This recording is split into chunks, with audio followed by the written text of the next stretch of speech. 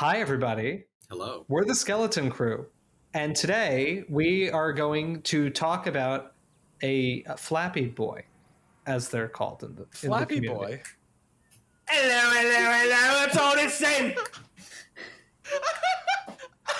I'm back from the land across the pond, and me and me ugly buggly boys are gonna get you, each and every one of you.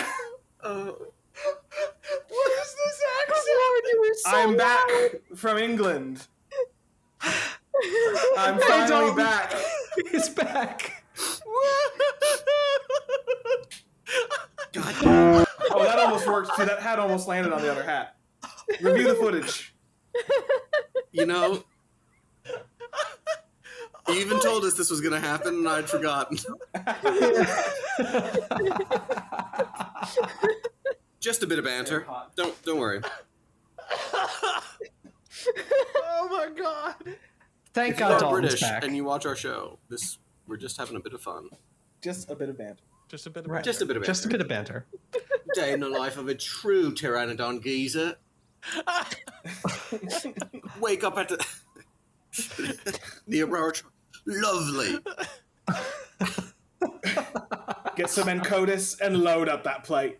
Flapping up the wings. Wait. Oi. Is the wife's factiness? Ain't she a beauty? No, we'll talk about the wife, because Pteranodon has sexual dimorphism. This is already an excellent video. This is a great video. All right. So none of this has happened yet when we're recording this, but by the time you're watching, dude, the lights are going off. Occupancy sensors. Oh God! Don't worry about it. Oh my God! The level of chaos here.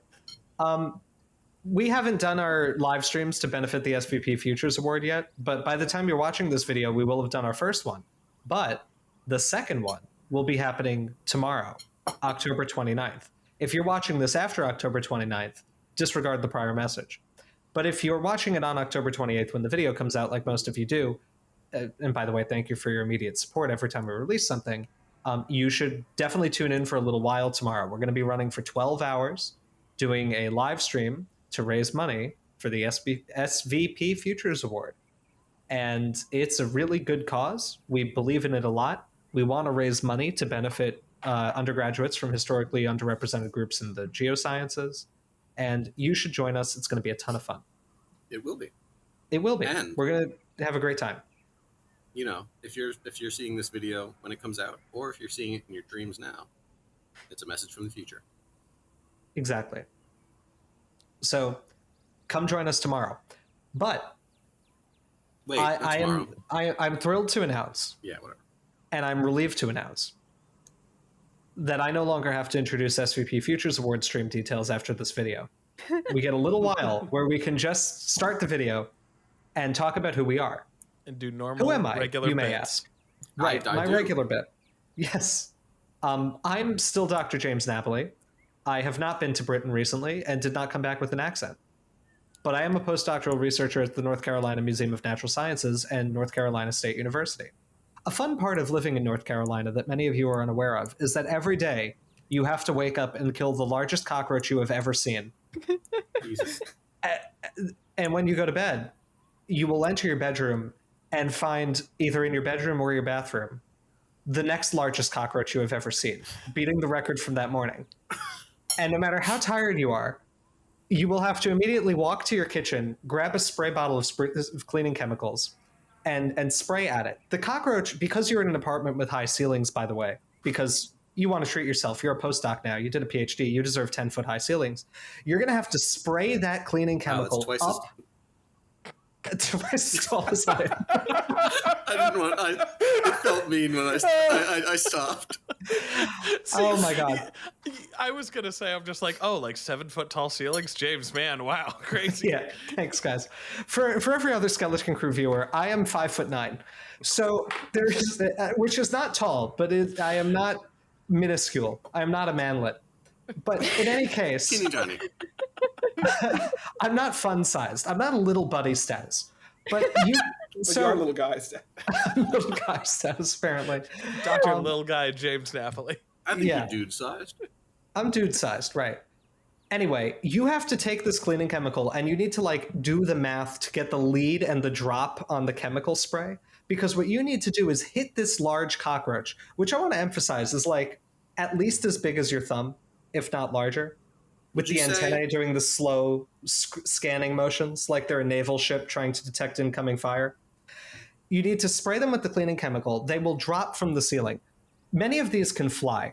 This cockroach will then fly at your face when you need to then shoot it again with the cleaning chemical and watch it plummet like a downed Stuka over Berlin. Exactly. Smoke billowing out. Smoke billowing out. It's going down over the English Channel. A little dude pops out. You have at this moment precisely 850 milliseconds in which the cockroach is immobilized and you can go for the kill. I do this every morning and every night. How much you pay for rent? Too much for this, and I'm talking to my landlord soon because I don't know what's wrong. Dr. James is... Napoli of the North Carolina Museum in North Carolina Museum, North Carolina. No, of the North Carolina. North Carolina, Utah. North Carolina. Okay, someone else introduced themselves. So I was gonna. How long do you think that this is gonna take before the cleaning chemical doesn't work anymore, and you just need to start using, like, firearms? They're always bigger. They're always bigger, right? Well, Lindsay, I was on the phone with Lindsay today, and I saw an enormous spider that I had to kill instead. But he's going to help you. It's the jungle down here. Yeah, I live in the bug house. I have no home. My home is the jungle. James lives in that one incredibly upsetting scene in the Peter Jackson's King Kong with the giant bugs. It's like every day, and I'm gonna need a Tommy gun to shoot him off my walls. James waking up with the fucking worm thing going over his head. Yeah, when I was walking into my apartment tonight coming back from the lab to film, I saw like a millipede about this long. That's just cool. Walking outside my door. It's cool. I like bugs are neat. But in any case, I told Lindsay about the cockroach problem. And she told me that she was in Indonesia once. And she said, I saw cockroaches that were as large as New York City street rats.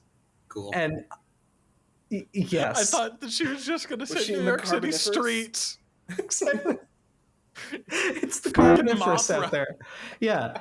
Anyway, I told her I think I might need to buy a gun just to shoot the cockroaches off the walls because it is there's a very tangible crunch now when I kill them. Like I feel the exoskeleton give way. Are they out in the light? Yeah, sometimes they're just out. They got parasites. Oh, is that what it is? Yeah. Neat. Actually, no, I'm sorry. They're usually out in the dark. Okay, They're hiding in the dark areas. We were playing Gun the other night. Amelia and Jacob were on the phone for this, and I just looked up right over there on my wall, and I saw an enormous cockroach that I then had to try to take out. It hid from me and got away, and then mid-match, I saw it again, ran out, killed the cockroach. It flew toward my face. I shot it out of midair, killed it, went back to Call of Duty, and we did not win the match. But no, we had already lost by the time you got back. We didn't do very well at all. You abandoned us. We were playing trios. You left to kill this roach. He was getting jumped. Destroyed. He was 1v1. He was in the gulag. What floor is your apartment in? First floor. That's the problem. Well, it's also that time of year. It's that time of year, and these are most wonderful time of these are a different species than the like New York City cockroaches. They don't make that clicky clack sound when they walk, which I at least prefer. I don't like hearing that sound. But these are palmetto bugs. The reason they're always up at the top of the walls is that these are arboreal roach type things. So they're always trying to get high. I don't like them.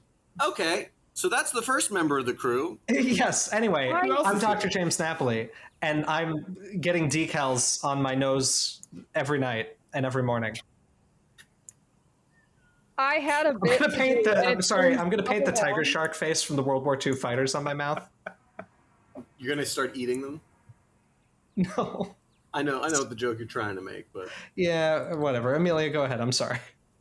Anyway, I've given up on the bit that I had thought of like 20 minutes ago after you did your initial introduction, because at this point I don't think our viewers even remember what it was. No, I don't remember either. No, it's fine. It was something about I don't even remember what it was. I remember what I was gonna say. It was something to do with accents. Oh, because of the British. Whatever. I've never been to London. I'm told I have an accent, but I don't believe it. You do. Anyways, no, I don't. Everybody has an accent. I don't. Especially Amelia. Not Dalton. Everybody but Dalton has accents. No, Dalton's got like accent. pretty straight newscaster English. Dalton speaks with the accent of the original Indo-European. His I accent speak, is correct. I'm like the Prometheus engineer. I speak Proto-Indo-European. Yes. Anyways. Sorry, Amelia. Anyways. We're on goofy energy. This is a disaster. My name is Amelia Zietlow. I am a PhD candidate at the American Museum of Natural History. Lord have mercy. There is no mercy here from God or me, Scott Johnston, the vertebrate paleontology fossil preparator and technician at Harvard University's Museum of Comparative Zoology. Cool. I'm Alex Rubenstahl, a PhD candidate from Yale University. And I'm happy to be back, y'all. I was missing from the last episode because I was out digging up dinosaurs. So was Dalton. And if we're talking about bugs in the room, this summer I battled a war on two fronts. One front was the pantry moth menace, which plagued the entirety of our apartment. And in one day, there's that episode of It's Always Sunny where it's Charlie's birthday.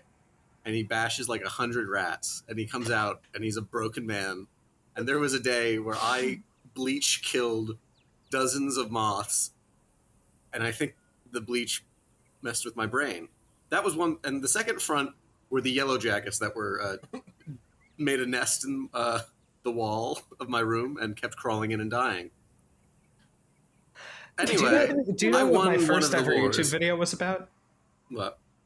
The first YouTube video I ever put on YouTube was my father using an improvised flamethrower to destroy a yellow jacket nest at our house. This sounds like something your dad would do. It is. Oh, this reminds me, speaking of bugs and your dad, and I was reminded of guns. There, you can get like a sand gun Oh, to yeah. shoot at bugs, Yeah, or like a salt gun. They're If you really- assault rifles. Yeah, if you really want to fire projectiles at insects. I kind of do. I want to shoot him off the wall. Yeah, they're like a Nerf gun, but you fill them with salt, and so they Mm-hmm. act like a salt shotgun. Cool. There's a guy who goes around New York, dressed as a mobster hitman, and then like looks around and just pulls out this cartoony huge revolver out of his pants, and then shoots the spotted lanternflies, and it's very funny. That is very funny. So what animal are we talking about today? Wait, Dalton, who is this? Who's Dalton? I'm Dalton Meyer. I'm back from my journey across the pond in England. Had a great time. Thanks to my host at the museum in London. Great institution. And then I was gone again in the field with Alex digging up dinosaurs. So I've been missing from a lot of videos. I did try to join. If you watch the Pompaphonius, is that the... yeah, if we watch the Pompaphonius video, you'll hear about my attempt to join, in which my laptop shocked me and burned my legs, and the hotel Wi-Fi wasn't good enough. And so we didn't try, and then we were busy in the field. But I'm really glad to be back. I missed doing the Skeleton Crew videos. I've been looking forward to this all day. I'm a PhD candidate at Yale University. And together... We're the the Skeleton Crew for the first time in a while. Yeah, Yeah. yeah, it's And great. now Busy people. to assess the effect of all of us being back together, James, how long have we been recording? 14 Wow. minutes and 54 seconds. Good sign. Yeah. We're back. So We're so back. there's flying vermin that we need to talk about now, and it's not a cockroach in my apartment for once. It's the cockroach in this Ayo. game. Look at Mr. Jokes over here. Anyway, Dalton, would you please release the critter? Gladly. Oh, these are the roach. Oh, they're heinous. Release. With these, so I feel like we've had a discussion about this before. On the scale of animal types, are these creatures or varmints? Because they're not critters. This is a varmint. This is a It's the varmint. varmint, yeah. Yeah. I agree. The other one is a critter. Yeah. Well, I think the other one's a creature. It's not The other one's friendly, a creature. Yeah. but it's not ugly. Yeah, this one's a varmint, though. very much so. Nope, Well, let him die. those will probably die. Good. And that's fine. We're going to use this map. As It'll God, look good. as God intended. Right. Meanwhile, Let's completely ignore the Dome of Death. Behold, It's fine. A better man. version. Oh wow, the better character model. the one I'm that's so much less happier. gross. So this is Pteranodon. Oh yes, the name of the animal. The name of the animal is Pteranodon, and I love it because it means wing without tooth. Does Which it? shows how bad of an anatomist Marsh must have been, because typically wings don't have teeth. So I don't know why he named it this. Don't zoom in too closely. It means wing without teeth. Joe Johnston. I don't So think this is Joe's fault. This Wow, is there's like something that texture on these. they Maybe- are Yeah, they did shockingly work on well those rendered teeth. teeth, Maybe they These tried to have- make him look like surfactants teeth. Let it which be would known be apt. that Pteranodon didn't have teeth. No. Let it also be known that this is going to be an upsetting video in the sense that I am like 2,000% sure that hands down the most scientifically accurate of the Pteranodon models is the one that we hate the most so Yes, much. yes, I I agree. we all know. Yeah, I don't want to talk about that at all. So I vote we just rank it right now. Okay. Alright, end of the video. Just yeah. This is a video of 85% introduction and 15% us refusing to look at the Jurassic World Pteranodon design. I do kind of wish they Jesus gave you like. Christ! Look at it! Oh my God! I do kind What of wish are they you gave you like showing me? natural roosts. Yeah, me That too. weren't just enough. Come on, what are you showing me? Right, exactly. This is one of the ugliest animals in the entire series. God, it's I really don't like. Wait, can we go to the other one for a sec? Wow, that's a great freeze frame as it ascends to frame. another planet. Look at that. I must go. My people Look at this one. see me. The patagium connects to its wings, feet, sort of at least. Yeah. It Very honestly, nice. Can't tell it if looks a someone- little bit like Dave Peters's wing reconstruction. No, the wings aren't popsicle sticky enough for that. Yeah, but I just mean how kind of parallel they are. Can we go Oh, to the ugly model again? I want to see what the. skin I'll on the try and legs find one are. that's flying. This is going to be the issue, is that I made so many more of the good ones than the bad ones. So we'll We just biased ourselves. Oops. We have. I made an executive decision, and I'm okay with it. Where are some ugly ones? There's the one that's like roosting, but I don't want to wait for it to fly. But we might just have to do that. Are they all roosting?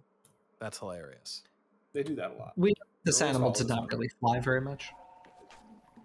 They fly now? They Only fly. some- They don't Sometimes. fly now. They rest now. I'm so mad about that joke. What joke?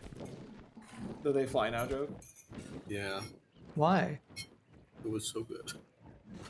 No, in the old video. Oh, yeah. In the Lost Paleopines video.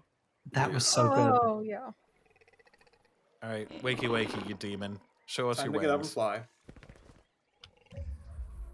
Oh, The attachment is like the whole. it's on the Oh, body. It's not on the leg. It's awful. It's not much better in the other one, like, but it's better. No, Oh it's my better. God, I hate it. Ugh, oh, Look it's at this, way like, better. look at Oh this dear God. warty back. I do kind of like It's that like a texture. toad. I hate it. Yeah, Oh. toadular. I like I the mean, if you're not- completely shrunken. The head looks like it's been like desiccated and preserved. Yeah, Yeah. it looks like what Hey, would what does happen this if you animal's tried- name mean? We already It did means that. wing without tooth, Alex. Pay But the attention. species name. Longiceps? It means that it's species? got a longiceps. Longiceps. Seps. It means long head, right? Look at the seps. It's very longest. And it looks like a frog bat, but not like an Nerg Nathan. Right, not All in right, a what cool do- way. What do we want to get out of the way first with this thing? Well, I think that probably the biggest like elephant in the room is that it is probably like one of the things that I like to do in my enclosures for Pteranodon is actually, even though I hate this model so much, put both this one and the other one in there because this is one of the few prehistoric reptiles that we have pretty solid evidence had sexual dimorphism. And one of the factors of sexual dimorphism in Pteranodon is that crest shape. And I remember when I first saw the Pteranodon model in Jurassic World, before I got a really good look at it, I was actually kind of impressed because because everyone knows the whole thing that in Jurassic Park, all dinosaurs are female. And then in Jurassic World, they show Pteranodon and they don't have big old traditional Pteranodon head crests, which is a female Pteranodon characteristic, which is a cool detail. Probably. Probably. We'll get into it. As reliably as we can probably infer any sexual dimorphism. Yeah. Oh no, I'm not saying I don't think the sexual dimorphism is real. I'm saying I don't think we've confidently sexed an individual Pteranodon to know which sex the crest shapes go to. Fair enough. It's almost certainly no, because right? it's not just the crest; it's the hips too. It's mostly a hips thing. It's mostly about the hips, because and the postcranium.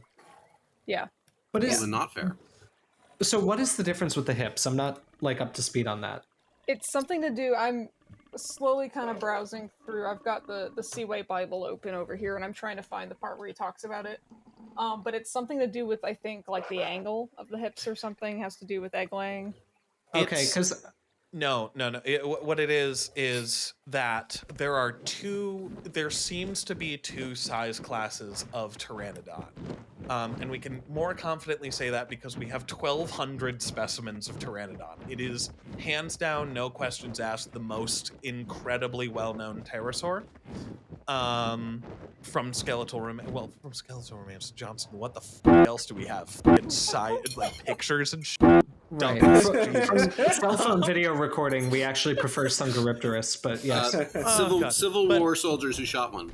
Yeah. Oh yeah, Right. that one. But so of these two size classes, one of them has one of them is half the size of the other one, but it has a pelvis with a pelvic canal that is much larger than even the largest individuals. I see. So that is interesting.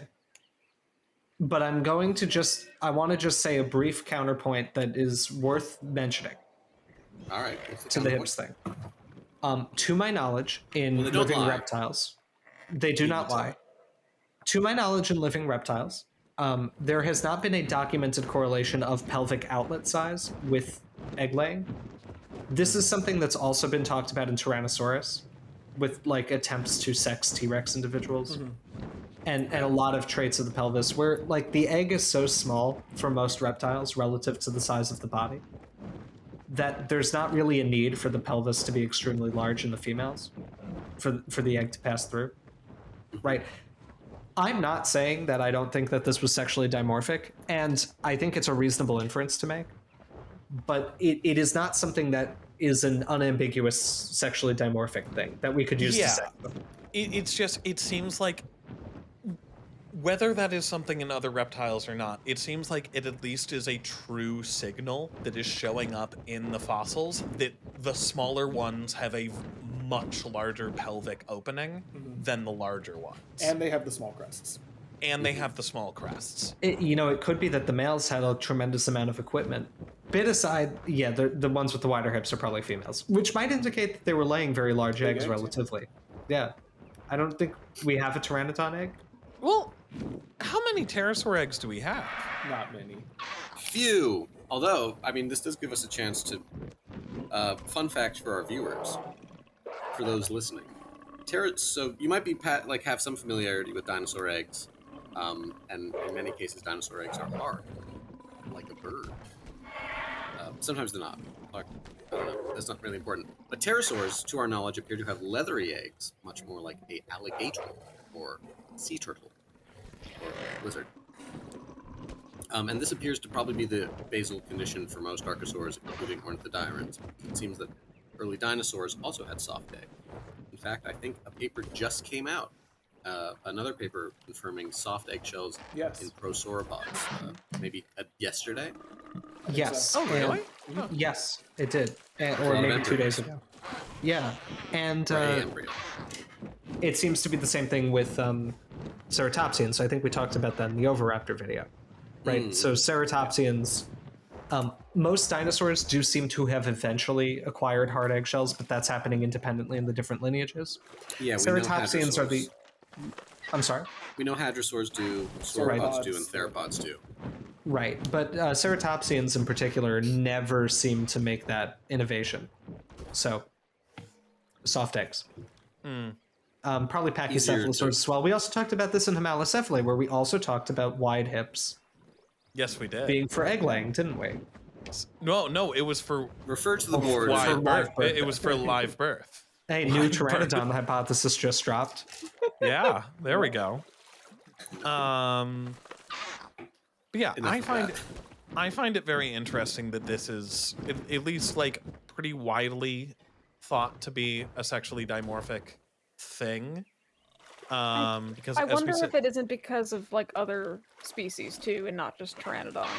it's mostly Pteranodon. Okay, no, I know it would mostly be because like the other ones are rare, especially the Seaway ones. But Yeah, that it seems like what the hell is this guy doing?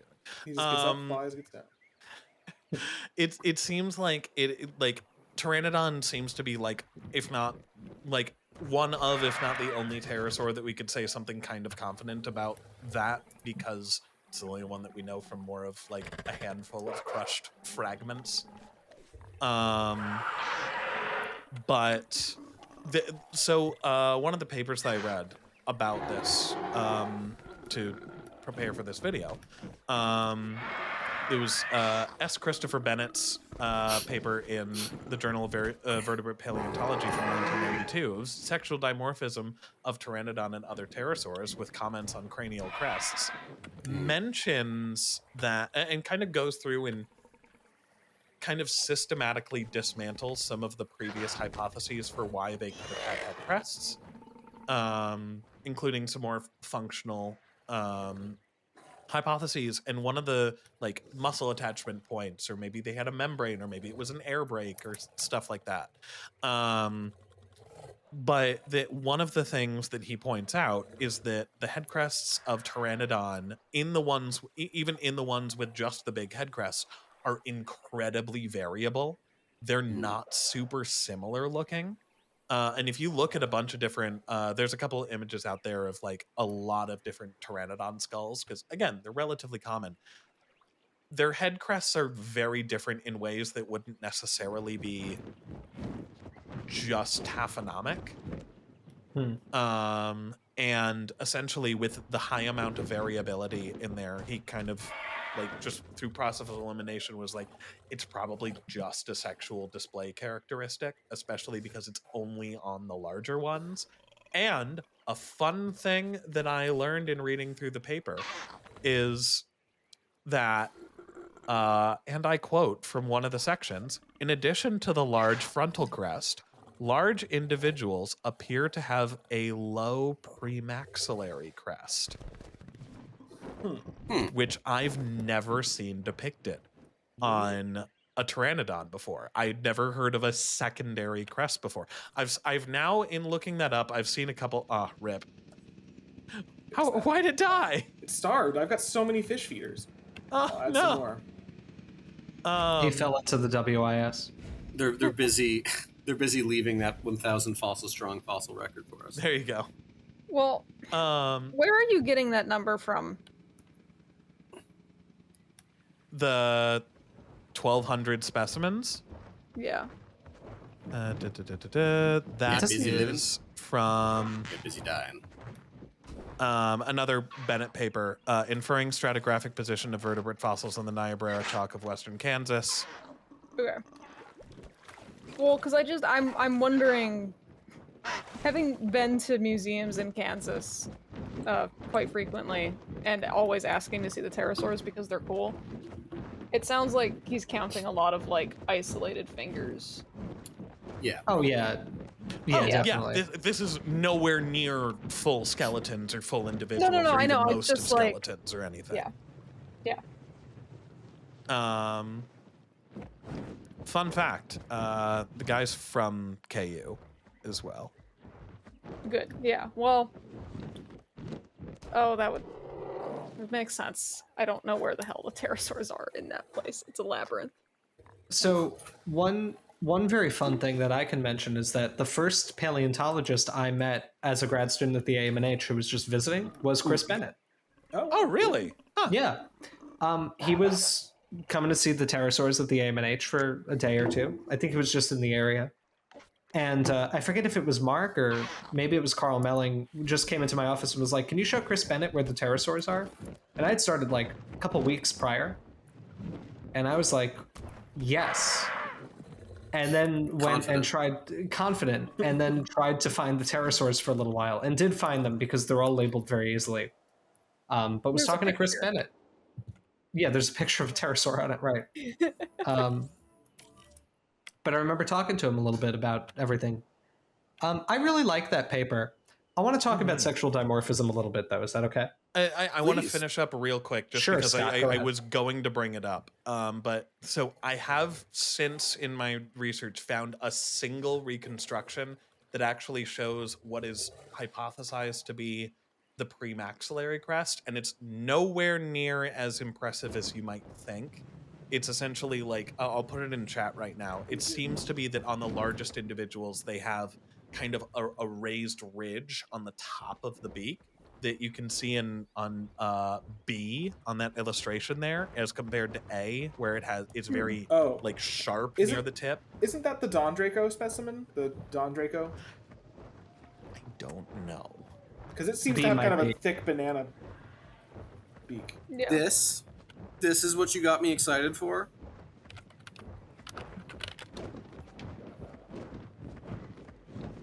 I don't know if that is. It might not be. So I also want to add that I'm trying to remember where the hell I've seen this, like the sexual dimorphism stuff, and it was at the Sternberg Museum in their Pteranodon case. There is a corner of it that talks about, like, there are 3 lines of evidence that we have that there's sexual dimorphism. There's the size of the crest, the opening of the pelvis, and the overall size. So, like, we've covered all of those things. I just wanted to kind of circle back and summarize that it's all of those things together, because I could see how, like, independently it'd be easy to mistake any of those for just variation or maybe different species, but it's the fact that they seem to occur together. Yeah. Yeah. No, and I mean, even for all of my like kind of joking skepticism earlier, it seems like an absolute slam dunk of an interpretation. Like I can't really imagine it's anything else. And that's exciting because sexual dimorphism is cool. And now I want to talk about it. Do it. Scott, are you done? Yeah, I'm done. Okay. Well, so here's the interesting thing, right? Sexual dimorphism, and for those viewers who don't know, who haven't looked it up yet, sexual dimorphism is a phenomenon in which the different sexes of an animal species show different morphology, right? Dimorphism meaning 2 morphs, right? It's often discussed in terms of color, right? And I mean, this is common in birds, right? Where the males will have like some sort of brilliant display coloration, the females will be drabber. They don't waste their resources in generating all that pigment. Presumably they're saving their resources for generating eggs and, incubating the young as they develop. Creating life. I've also heard it possibly that it isn't just a saving resources thing. It's also that because a lot of times females are sitting on nests, they want to be a little bit more camouflaged. I think that could be it, but I think that's a little... I don't know if that's necessarily correlated because in a lot of bird species, the males also do incubate the young. Although I wonder if there's any sort of difference between, like, because I know that we're getting in the weeds, but there's some where like the male does it, somewhere the female does it, somewhere it's only the female, somewhere it's only the male, somewhere they switch off. Like it's so plastic. But in any case, I'm not an expert or an authority on like passerines. But in any case, the reason that I want to talk about sexual dimorphism is that it's actually a really informative thing. There's a couple of cool things about it. So Scott said before that sexual dimorphism in extinct animals is really rare, and that Pteranodon is one of the only examples of us actually knowing about it. And that's in reptiles, more specifically. Well, in mammals, we're pretty good at it. In fossil mammals, right? We understand it we give there, life birth. right. But Also, the thing invertebrates, is, right. In sometimes. Hold on, let me regroup.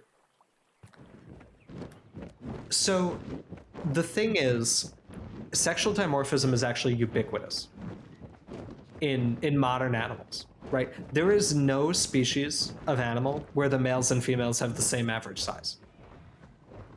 In most species, Vertebrate, let's say. vertebrate. Well, yeah, I mean, I'm sorry, I'm talking about vertebrate animals, right? That's the only ones that matter. Don't want Those to are the get ones- actually by some Kidding. Yeah, invert well, person, I by don't know some something about- spineless person. Right. Well, there's a lot of dimorphism in invertebrates too. Like, I think it's safe to say that it extends to them as well. Like I in just don't know if spiders, there's it's like enormous. no invertebrate where they're not dimorphic. We Like, just can't talk as confidently about We that. can't be as confident about it, but just offhand in my own, I like invertebrates a lot. Most of them have some weird size thing going on. It varies which group you're dealing with, but like I can think of examples from, I don't know if they're orders or whatever. I can think of examples from like major groups of insects at the very least. And I know crustaceans always have some kind of size Yeah. difference. Like I think it's just. it's common. What about Yeah. clams? It's not.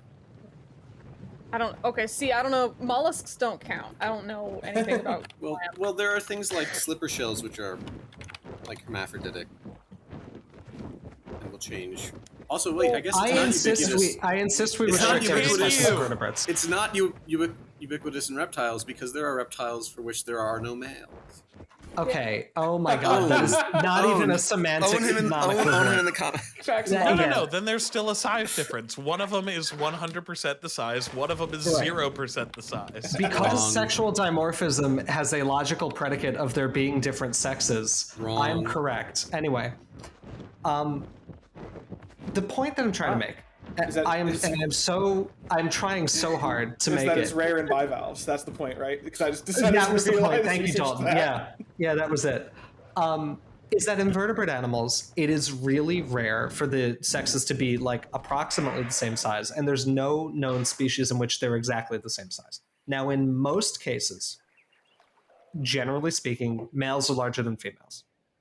There are no, not that face. That is almost always the case. It Who is. gave you a face? I saw Scott make the face of there's exceptions to that, there are, but it's not common. No. I It's wasn't mostly- gonna fucking say anything. I was just gonna go. A lot of reptiles. I wouldn't even say it's rare. Like It is. A lot It of is. reptiles. It's the It other is way a around. lot of reptiles, and it is still rare by terms of number of species. I know the statistics on this. Yes, Alex. I remember seeing a post once about the size differences in mammals being, say, exaggerated. But I don't know if that was true or not. What do you mean? It came to me in a dream once that I saw something Source- that might not be I made true. it up. Source, Thanks, the Alex. source is, I don't know, the source was some like ecology person on Twitter, and then I never Wait, they bothered were to look saying it up. what? That there's not as large a magnitude as we think? Yeah, in like mammals? across all of mammalia. Like there are some like big examples, but I don't Yeah, know. That's all. Again, I'm not really concerned with the magnitude. What I'm saying is that there are groups of reptiles where the females are larger than the males, on average. Most of those are snakes. It is not nearly all snakes, but it is some snakes. Yes, Alex? Oh, I was just doing snake. He's just making snake. Oh, noises. okay. Oh my god. Snake. That was so funny. I miss being on here. I have so many. I have so much to share. I have so much to give. Anyway, All right. Anyway, it is most, so a lot of snakes, and there are some birds where the females are larger than the males. Most of those are birds of prey. You may have heard this presumption that like female T-Rex were bigger than male T-Rex. This is based on the fact that like female hawks are larger than male hawks, and for whatever reason we're like, that's the extant model we use to predict whether female T-Rex was bigger or not. We don't Of know. prey, birdie. Exactly. Theropod of prey. wait. This That's is a in great Walking time. with Dinosaurs. This is a good time to remind all our viewers how a phylogenetic bracket works. This, yes, I'm so trying to get there. and Hey, everybody, have I let's keep considered trying to bivalves? Readers, Let's keep trying to guess the point of James's story before he gets Oh my there. god, it's just like, get there already. readers, have you ever heard of a roadblock?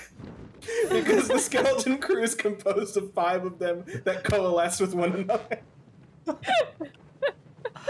I love Roblox. Oh my god. Oh my lord. Anyway, so the point that I'm trying to get to is that from modern animals, we can expect that in extinct animals, sexual dimorphism was also very common. Right? Mm-hmm.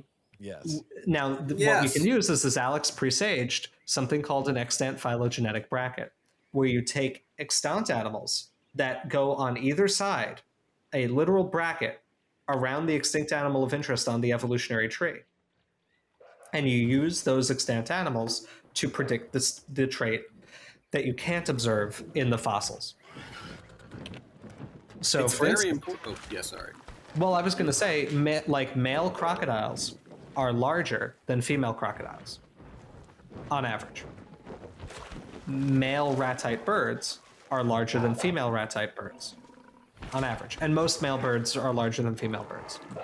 From this, we would predict that ornithodyrans, right, extinct ornithodyrans like pterosaurs and theropod dinosaurs, also would have been mostly characterized by males being larger than females. Except in the cases where females are larger than males, which we would have to demonstrate. But the expectation, the null hypothesis, would be the males are the larger ones. This is a... Yes, as Jimbo Yes. said, is correct. And I think it's important to reinforce that, as he said, for the bracket to be really useful in any way, the characters should be widely distributed amongst Yes. the two things you're bracketing. So it's not just a alligator has it. Like, most crocodilians do this. Most birds, or at least, you know, a lot of maybe the earlier diverging bird groups do it. So, like, you know, ratites and Gallenseriforms and crocodilians all have penises, Right. which makes the inference of such organs in dinosaurs reasonable, as opposed to Yeah. just a cloac. Right. Yes, it's worth noting that many bird species do not have a penis at all. You have to give something up if you want to fly. Except if you're, I maintain that I think a duck is the perfectly balanced animal. It flies, it can go on land, but it also swims. It gets to do it all. So sexual dimorphism is common. We expect a lot of extinct animals were sexually dimorphic. The main problem with demonstrating that is that sexual dimorphism is something that you need to demonstrate with a lot of data because of the way that statistical testing works. If the difference is not large between groups, you need a lot of samples to show the difference. And you don't get that even when it's obvious in a lot of cases, right? An example from humans is that you need hundreds of human samples to get the statistically valid conclusion that male humans tend to be larger than female humans. Even though this is like a thing that pretty much anybody could probably tell you intuitively, right? Now, I also want to emphasize something. We're talking about population standards here. We're not going to commit the ecological fallacy. There are many women who are taller than me.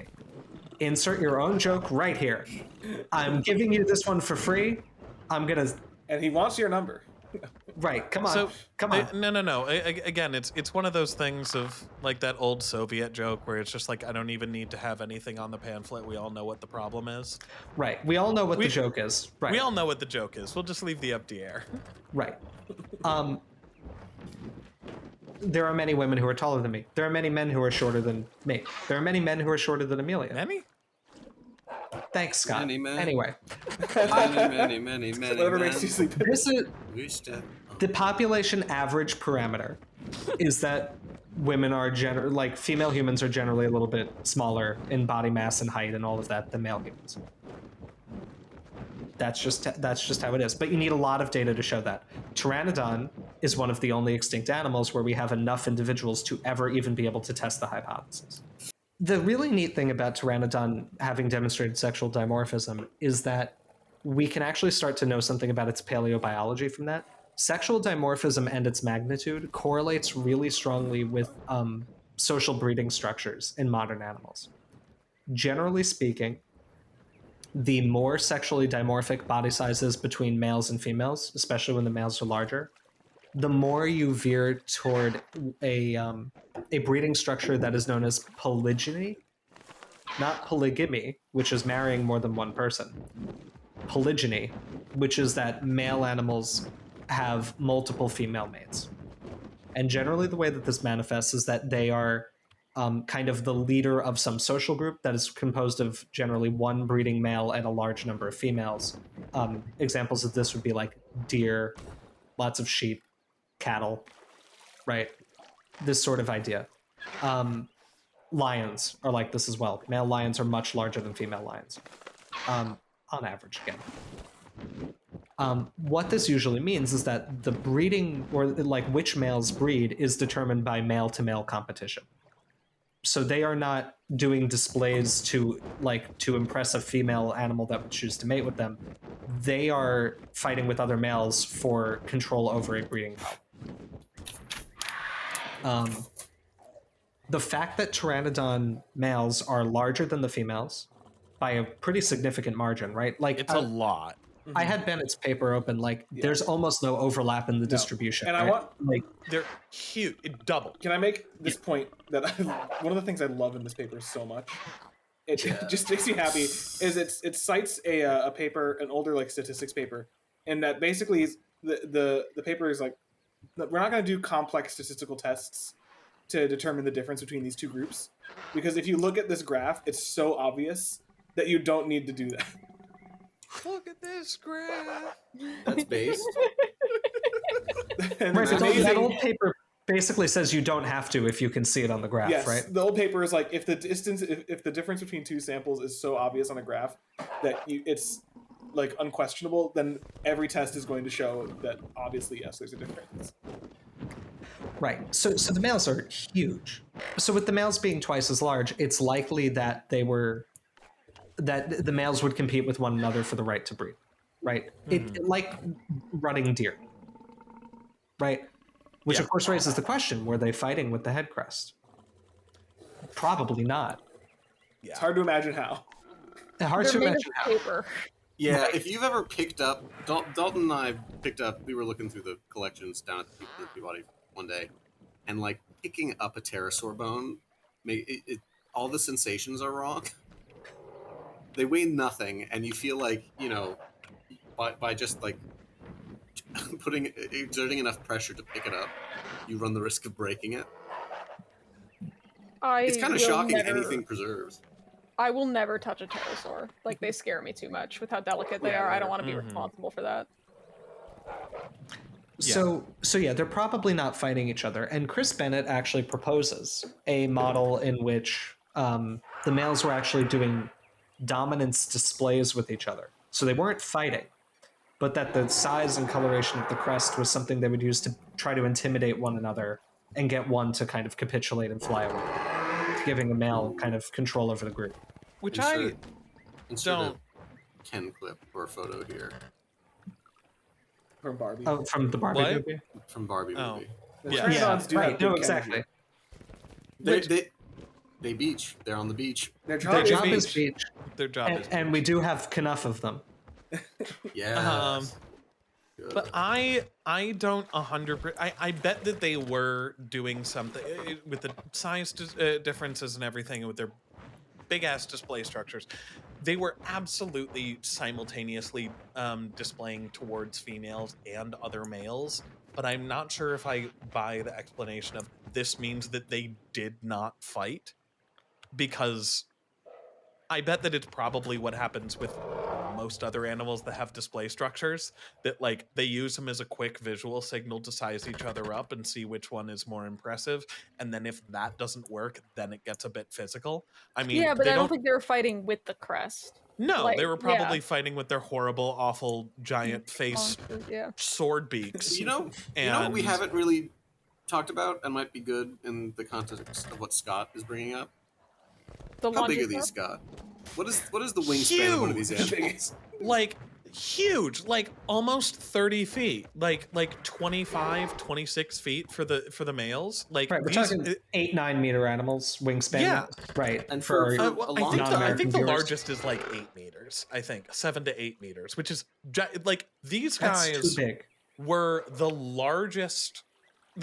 For context, these guys were the largest flying animals known before edge darkets were discovered.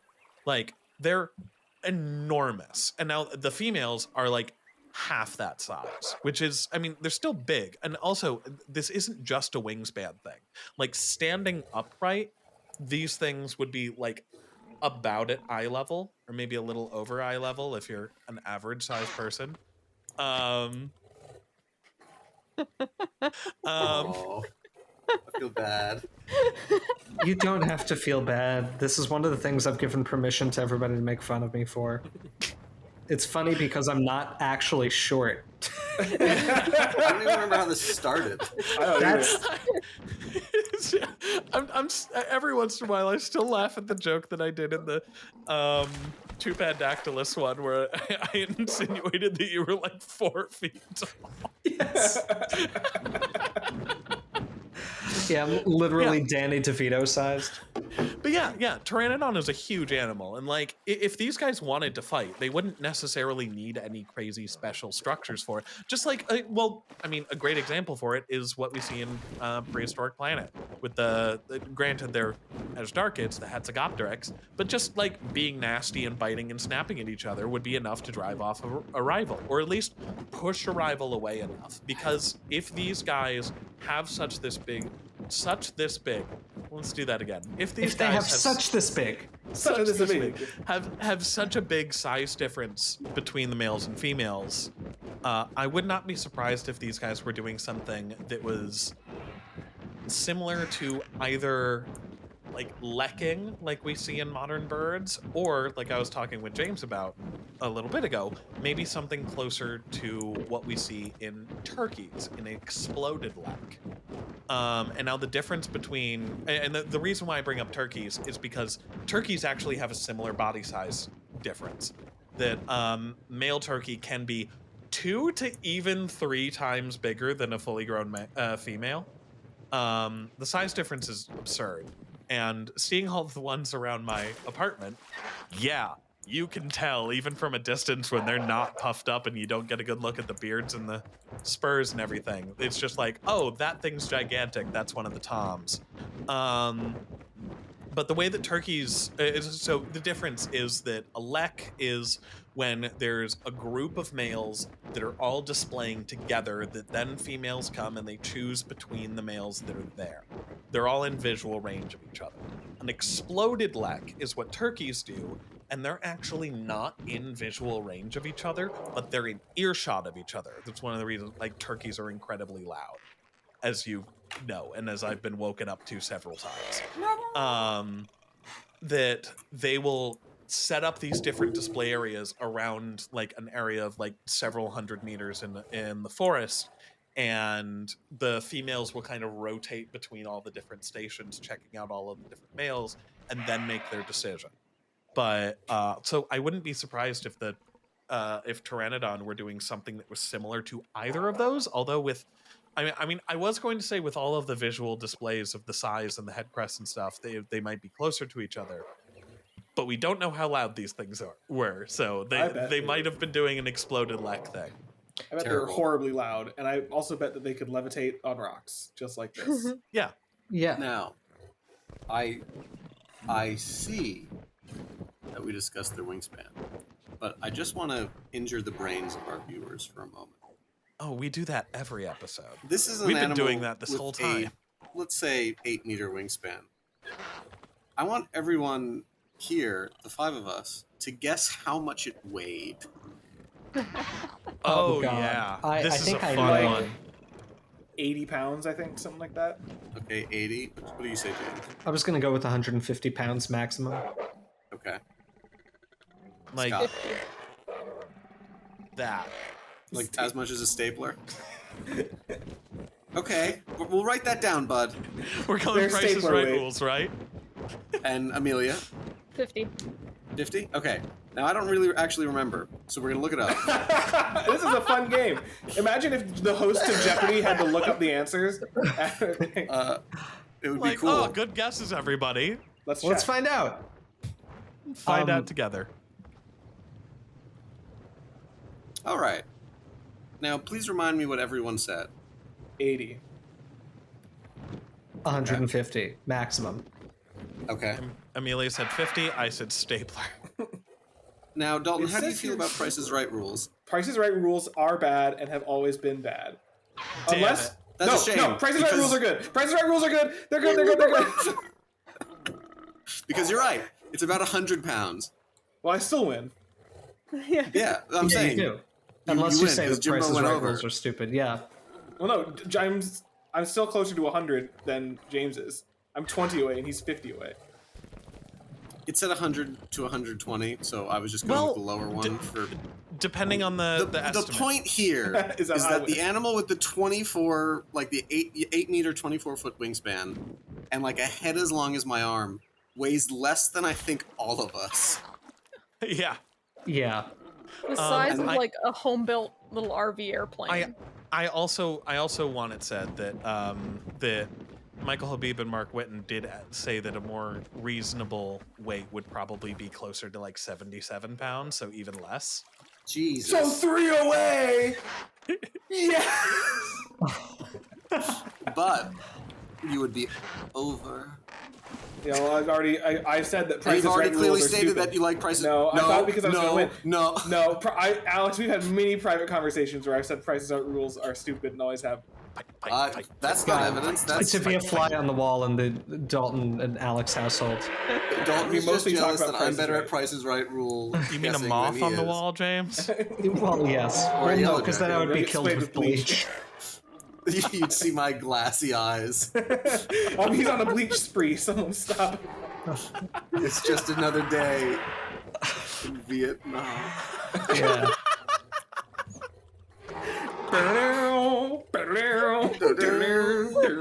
Clorox bleach. Hey, guess what? You know what song?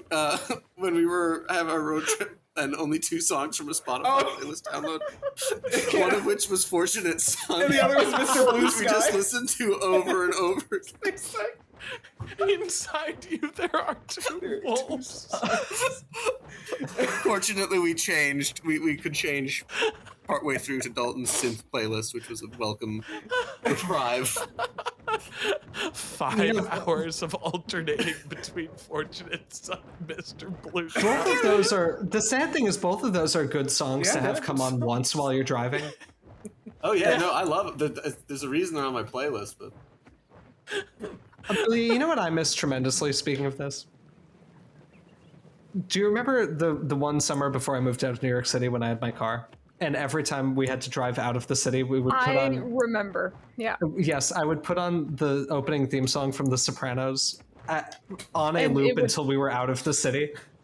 Yeah. wake of this. I remember. I don't remember where we were going, but there was one time where it looped like 8 times and you broke down and turned it off. We were trying to go to the Bronx Zoo. And we were... Was that the And we zoo were day? stuck in Oh, it traffic. was. Wouldn't have stopped it because you're just going to the city. But we were stuck in traffic, and I was like, it has to play while we go over a bridge. That's all I wanted. And we were just stuck on the Henry Hudson for so long, motionless, with that the full version of that song playing that nobody has ever heard because it's not a good song. And the only reason anybody tolerates it is it's leading into an episode of The Sopranos, which is a very good show. This is the Skeleton Crew telling you to watch The Sopranos again. Right. Again, should. like we do every episode. We do. You should watch it. It's a good show. Watch Sopranos. It is foundational to the channel. I want to bring up one thing. Now that we're a little bit over the sexual dimorphism thing, I'm going to bring us back to it, which is this is something that I did not love about the decision with how to portray the Nyctosaurs in Prehistoric Planet. Because the male Nyctosaurus were depicted as being far larger than the females, but the breeding structure that they displayed or that they showed in the show, was that the males were displaying in like a mating dance style, like a lek among birds, which is something that doesn't generally exist in animals where the males are massively larger than the females. That usually indicates there's male competition, where they're fighting each other. So, Like elephant seal. right, exactly, like elephant seals or cattle, deer, most ungulates, turkeys. There's a reason they have the spurs. Right. Lions. I mean, lion males will kill each other for control of a pride. As seen in the documentary The Lion King. Exactly. Yeah, I mean, it's a common thing. What is cool, and actually, and this is an interesting point, most primates, so mandrills or drills, right, which are two different kinds of monkey. Wait, mandrills and drills are two different things? Yeah, they're related. Drills are different than mandrills. I've never heard of drills. No, it's a peacock situation where it's mandrills are the males and women drills are the females. Both I are killed always them all. strapped. Not just the mandrills, But the women women drills. drills. and the children drills too. Hayden Christensen, if you watch our channel, I love you. Yes, please, Yes, we do. please say hi to us. Please talk to us. You were so good in your current projects and also many of your past projects. This has been the first episode in a while, and it's made me cry laughing. Yeah, it's been a while. So drills, right? The males are like 4 or 5 times bigger than the females body mass wise. Like they don't even look like they're members of the same species anymore. This is also generally true in like the other great apes. Like chimpanzee males get much larger than chimpanzee females. Gorilla males get a lot larger than gorilla females. There is one species of great ape, particularly Cercopithecid, right? Monkey, old world monkeys and apes, that doesn't really show this kind of a size dimorphism. Let me And guess. it's humans. Right. It is humans. And what's interesting is that the lower the disparity in size between the average male and the average female of a species, the more a species tends toward breeding structures that emphasize pair-bonded monogamous relationships between the males and the females. Yes, Alex. Where I'm sorry. Yes, I'm Alex. sorry, Jim. Are bonobo? Is there also like extreme size difference in bonobos? I think bonobos are actually lesser than chimpanzees. Okay, that's Makes I think so. But bonobos are not monogamous. No, I'm fully aware. No, that but they they're just not don't. They don't fight. Right. They've learned to settle disputes over sex by having more sex about it. It's a Honestly. great idea. Male bonobos are still a bit larger, but not, I think, as much.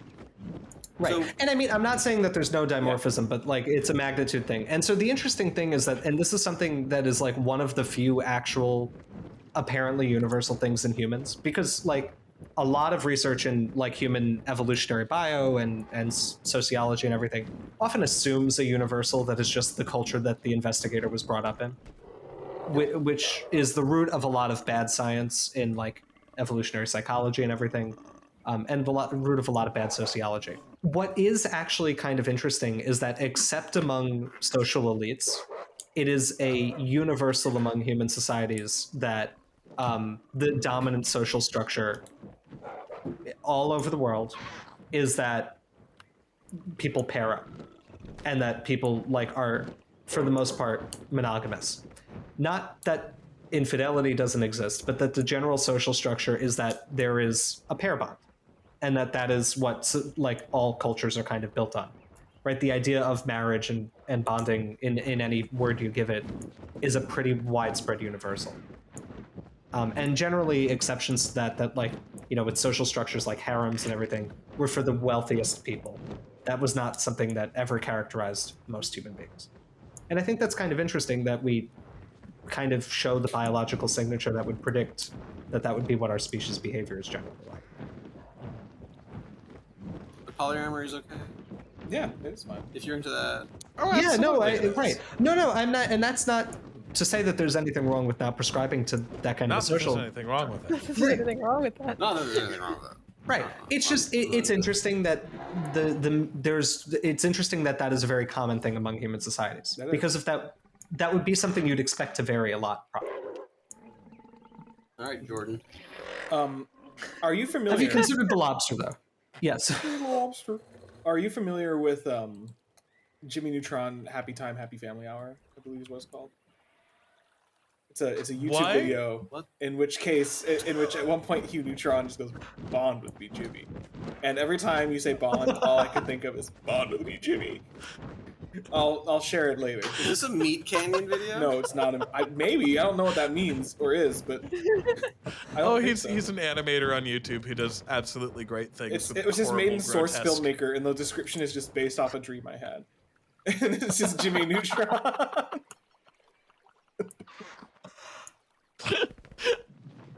Anyway, Bonds with me, Jimmy. bond with me, Jimmy. Oh, God. Anyway, Hey, Alex, want to talk about the phylogeny? yeah, I guess. We've talked about pterosaurs before, but just as a quick review, pterosaurs are Avemetatarsalini or ornithodyrans, depending on your proclivities. But what matters here is that they are what we would call bird-line archosaurs, in that they are more closely related to dinosaurs and birds than they are to crocodilian. They appear to diverge relatively early from animals, probably much like Ligurpetids, which are their sister group, and blah blah blah blah blah. By the late Jurassic, they've radiated into many clades, several of which go extinct at the end of the Jurassic. The smaller, primitive Rhamphorhynchids, which are ones with the long tail, the short neck, and the toothy beak, go extinct. But at the end of the Jurassic, the pterodactyloids just go, they're all over the place, they explode. Lots of diversity. I can't remember which pterosaurs we've talked about in this game. A lot. Which ones did we talk about in this game? Someone help me. Most of the ones down in South America. Yeah, almost all the Tapejara? ones. Not Tapejara yet. Sierradactylus? Marodactylus. No. Okay, good. No, Marodactylus tropignathus. Fine. That works. Cool. So within the large, complicated tree of pterodactyls. Zungaripterus. Yes. And I guess using the animals in this game is kind of a way to demonstrate this. There are several large radiations, so things like Zungaripterus are actually more closely related to taxa like Quetzalcoatlus, whereas Pteranodons, which is what Pteranodon is, are closer relatives of the ornithochirids, and I don't think that's still a valid group, but that is the things that include Tropignathus, Marodactylus, and Sierradactylus, which do form a real group. I just don't remember if it's like Ornithochiridae. It's really what that structure is called. But they're closer. So Pteranodon is closer to things like Marodactylus than it is to something like Quetzalcoatlus, which is interesting because Pteranodon is toothless, and so is Quetzalcoatlus. So it, we have several losses of teeth in pterosaurs. More specifically, there are Pteranodontids, that is the family. There's another Pteranodonted in the game that is a close relative of this species we're going to look at. And Nyctosaurs, so Barbaridactylus, are also very closely related to Pteranodons. That's probably not surprising, they're similar. That is a general phylogeny. Because I'll be honest with you, dear viewer, pterosaur phylogeny is very scary. It's very complicated. And I don't know all the groups. I'm doing my best. They're flappy. You did pretty well. Yeah. Did you mention that, I apologize, I zoned out while I was trying to figure out the name of that clade. You mentioned that Pteranodon is more closely related to ornithochiriforms than like Esdarchids and Zungaripterus, right? Yes. I did. Okay. And to say that the name of that group would be Ornithochiromorpha. Thank Yes. you, Ornithochiromorpha. Also, important to note that all of these pterosaurs that we've discussed, with the exception, I'm not even sure. I think an Orgnathus might also be a monofenestratum. I believe it is. And what that means, unless I'm about to be correct, in which case if it's not. But monofenestratums. Yes, it is. Okay, cool. So these are of the pterodactyloid body shape. So All but tail, one of the ones in the game are. Yeah. Okay. So we haven't talked about dimorphism, but this is interesting because in pterosaur evolution, the nares, the nose hole, and the anterorbital fenestra unite, and the osseous border between them disappears. Ooh.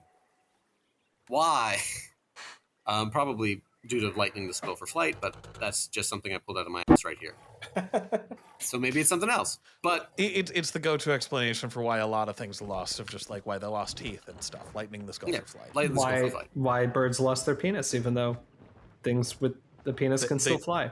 They jettisoned Yeah, but the it. things without it do fly better. Ooh, so like albatrosses mate for life. Are the male and female albatrosses like basically the same size? Similar, yeah. That's cool. And That's swans? Yeah. Okay. Anyway, Swans is what I was about to bring up, Yeah, right? it's the same. And sorry.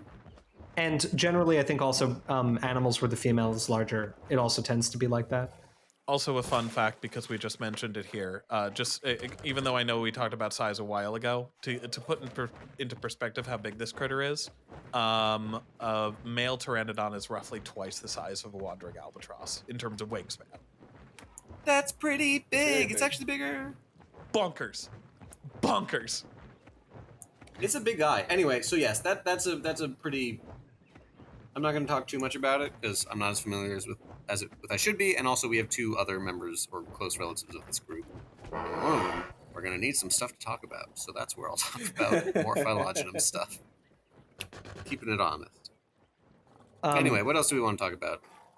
Do we want to talk about the environment in which this creature Yeah. dwelt? Yes. I was about to ask if we wanted to talk about the Seaway. We have it in a seaway. We have seaway were there critters cliffs? here. Were there cliffs in the seaway? I don't know. Was it I don't roosting know on that. cliffs? I don't think so. There were no Sounds like a cliffs in geology. all of North America. All of North America, it was cliffless. Sounds like a Damn. Absolutely Remember when the cliffless behavior. Appalachian Mountains happened back in like the Ordovician? No, they No stopped cliffs. existing for the There was no Mesozoic, and then tectonic activity at all. I need to. Nothing remained. This can be cut, but I've had a bit for myself lately, which has been variations of a title of a thing that I've never seen or whatever, read, or I don't even know what it is. But anyway, the point of it is that the phrase that jumped into my head was cliffless and cleaddle. And so I've been that's Amelia, are you all right? no. I've had this is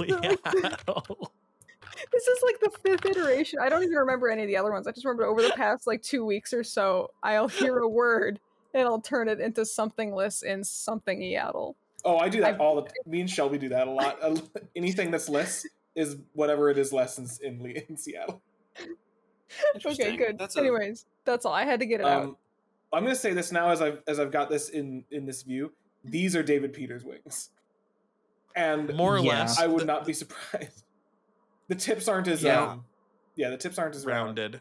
But Did David Peters fall off before? Or... Oh, in this Pteranodon. yeah, in the bad one, in the ugly. Well, the good Oy. skull, bad wing. Yeah. Wait, did you just ask if David Peters fell off? No, No, but there was before a this. period where he was like an actual paleoartist. Yes, this Yes, is all well yes. after that. Okay, Yeah. it jumped down my throat. Jesus. Sorry. Remember to be careful because he apparently watches our video. Ooh. Can I What? also? Yeah, he commented on one of he the commented videos. on one a while ago. Wait, This was really? of Which our one? first- It was one of our first. Like Yeah. he was. It was. I He's wanna been say there it was- since the beginning. I want to say it was Nodosaurus I or did. something. It was. I think it was random. Sungaripterus. Sungaripterus. Are you Oh, kidding? man. Yeah, No, no, I'm not kidding. Yeah. What did he say? Oh, I'll go find sorry. the We'll comment. have to go back. Dalton, can you find one flying again? Because no, never mind. The moment has passed. One of the I was bad going to ones make or a the good comment, ones? but either. I can find. I noticed that they. Okay, actually, the good and the bad ones are slightly different on this. What'd you notice in the bad one? The good one has correct fingers, which I find, or more correct fingers, which I find interesting. That pterosaurs have 4 fingers. They have the 3 free ones that they could use to walk on, or at least if you're not a nyctosaur. And then they have the 4th one, which is the wing finger, the pterodactyl, if you will. And I will. And one of the things that's interesting about their wing, yay, good, we have both of them, is that if you look at the fingers on these guys, the first finger on them is the longest, second is a little bit shorter, third is even shorter, and then the 4th one is the wing finger Huh. On these ones, it's a little bit different. And on actual Pteranodon, the first finger was the shortest, then the second, then the third, and then, of course, the fourth one. So the Jurassic World one, the shorter crested, air quotes, female one, has the fingers almost in reverse order, where the closest one is largest. And the JP3 one is a little closer, although it's not 100% correct. And also, I think it's worth noting as well that I think all of these models lack pteroid bones, which makes me sad. Really? Yeah. All of the pterosaurs? At least all of the I can convince myself. That's definitely nope. You're right. I can you're convince right. myself they tried to The put something JP3 into one. A pteroid? I could see the JP3 one having a pteroid bone. The Jurassic World one definitely doesn't. Hey, Well, what is a pteroid? Let's say that for the audience. It's a bone that comes off of the metacarpals, kind of at the like carpal, like the wrist, forearm, the wrist, the wrist joint there on pterosaurs that we're not 100% sure what it is analogous with in other animals. And jump down my throat if I'm wrong. No. I think I'm not sure. I assume it's probably some wrist element. But it is. It's also. I've heard debates of whether it actually is a carpal or not, or yeah, if it might could be be a a neomorph. neomorph. It's a neomorph, yeah. Could be a neomorph. But it's a uniting feature of all pterosaurs. All pterosaurs have them. Yes, and it is supporting the propatagium, which is this little bit of membrane. Skin in front of the arm, which is something birds have.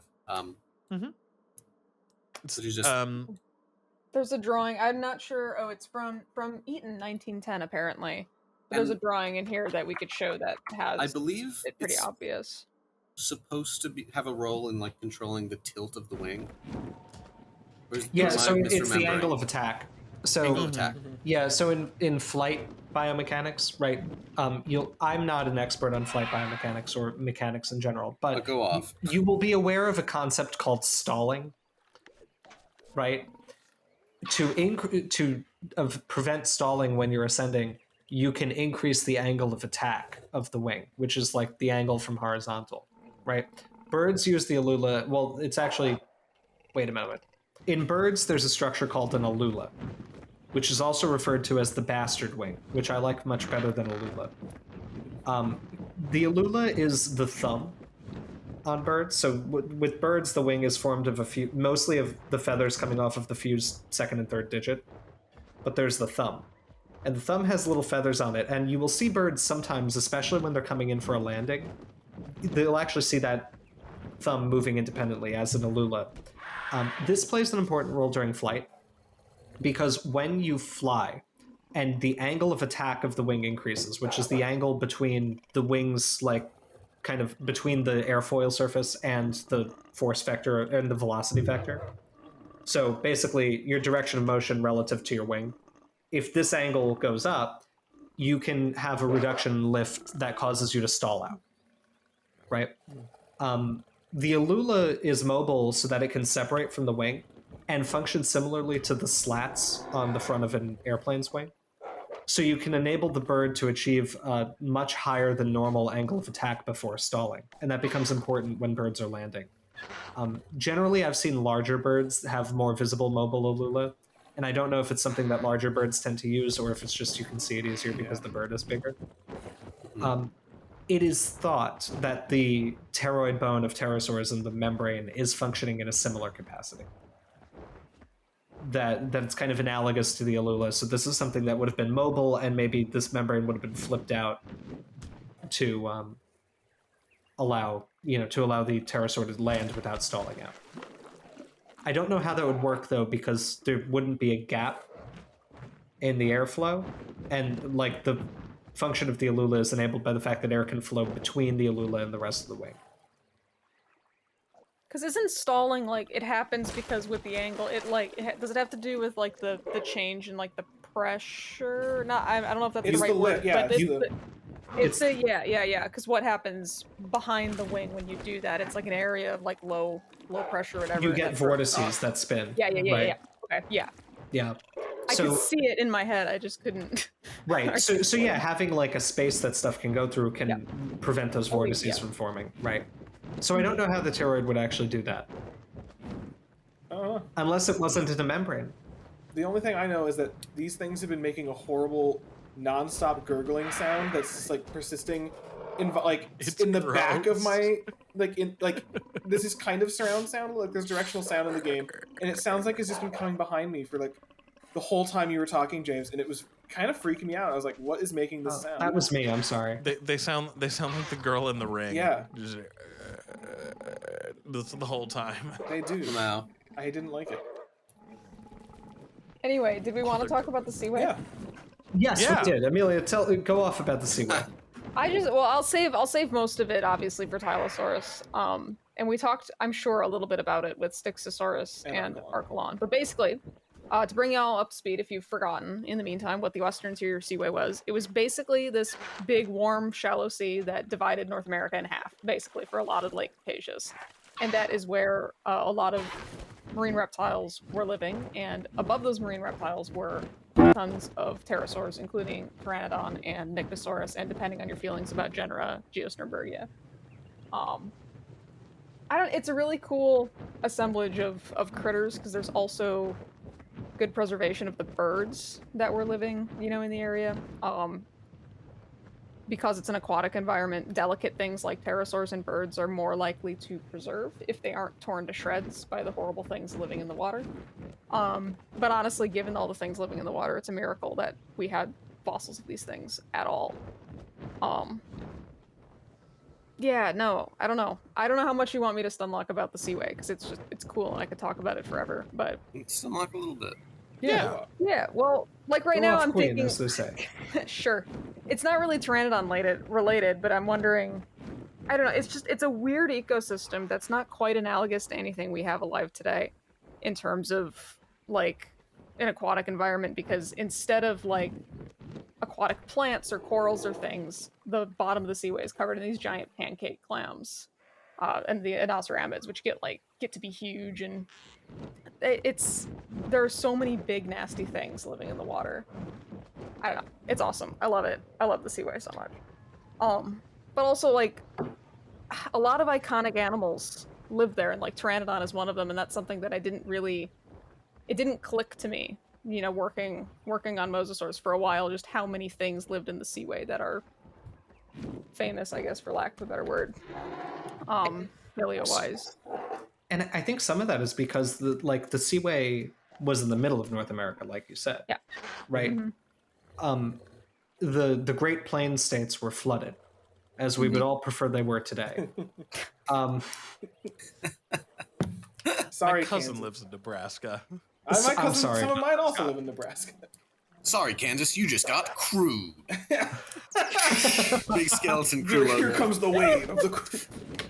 It just goes like, "Ah," and like just vanishes. That was a really good Yoda Lego Star Wars sound, Scott. Was very good. That was amazing. Frighteningly That good. was really good. We have to keep this bit in the video because of that. Yeah, sorry, we were just joking about not liking you Midwesterners, but Scott made us keep it.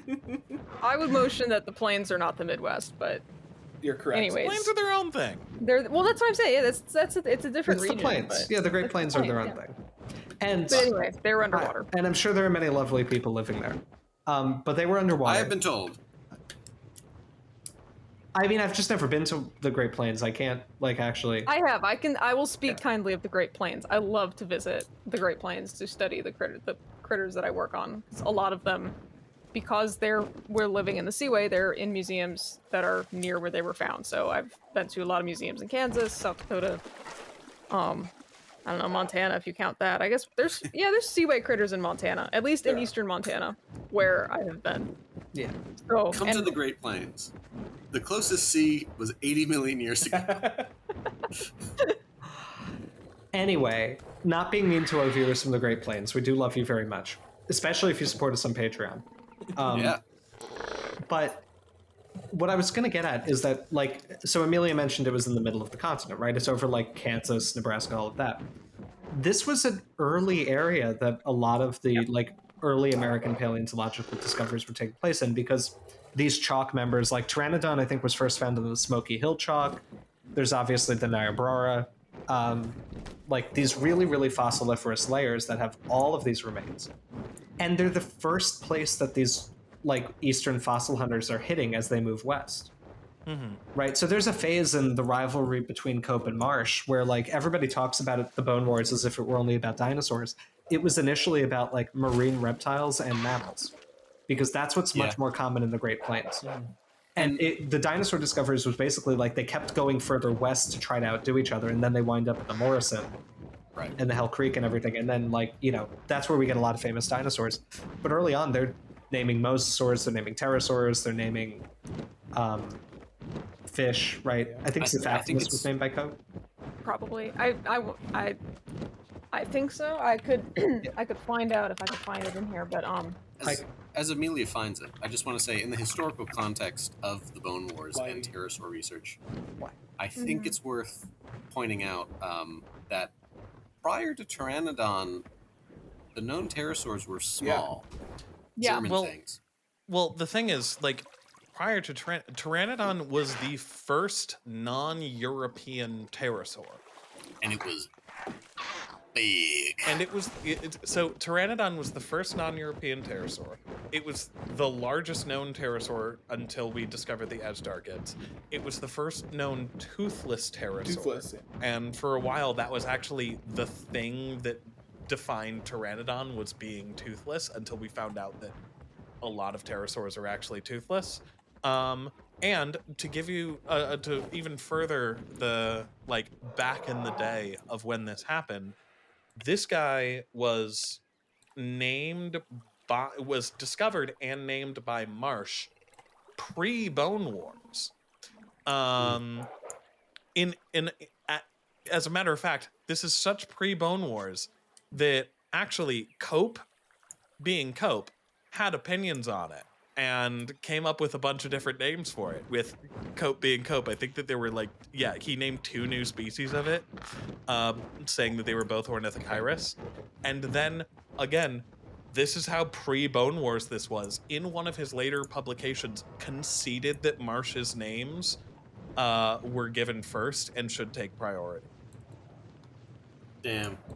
And he spelled Ornithochirus wrong. And he spelled Ornithochirus wrong. Wait, so Ornithochirus was known before Pteranodon? Was it known from much? I don't think so. Because that would be, a large body.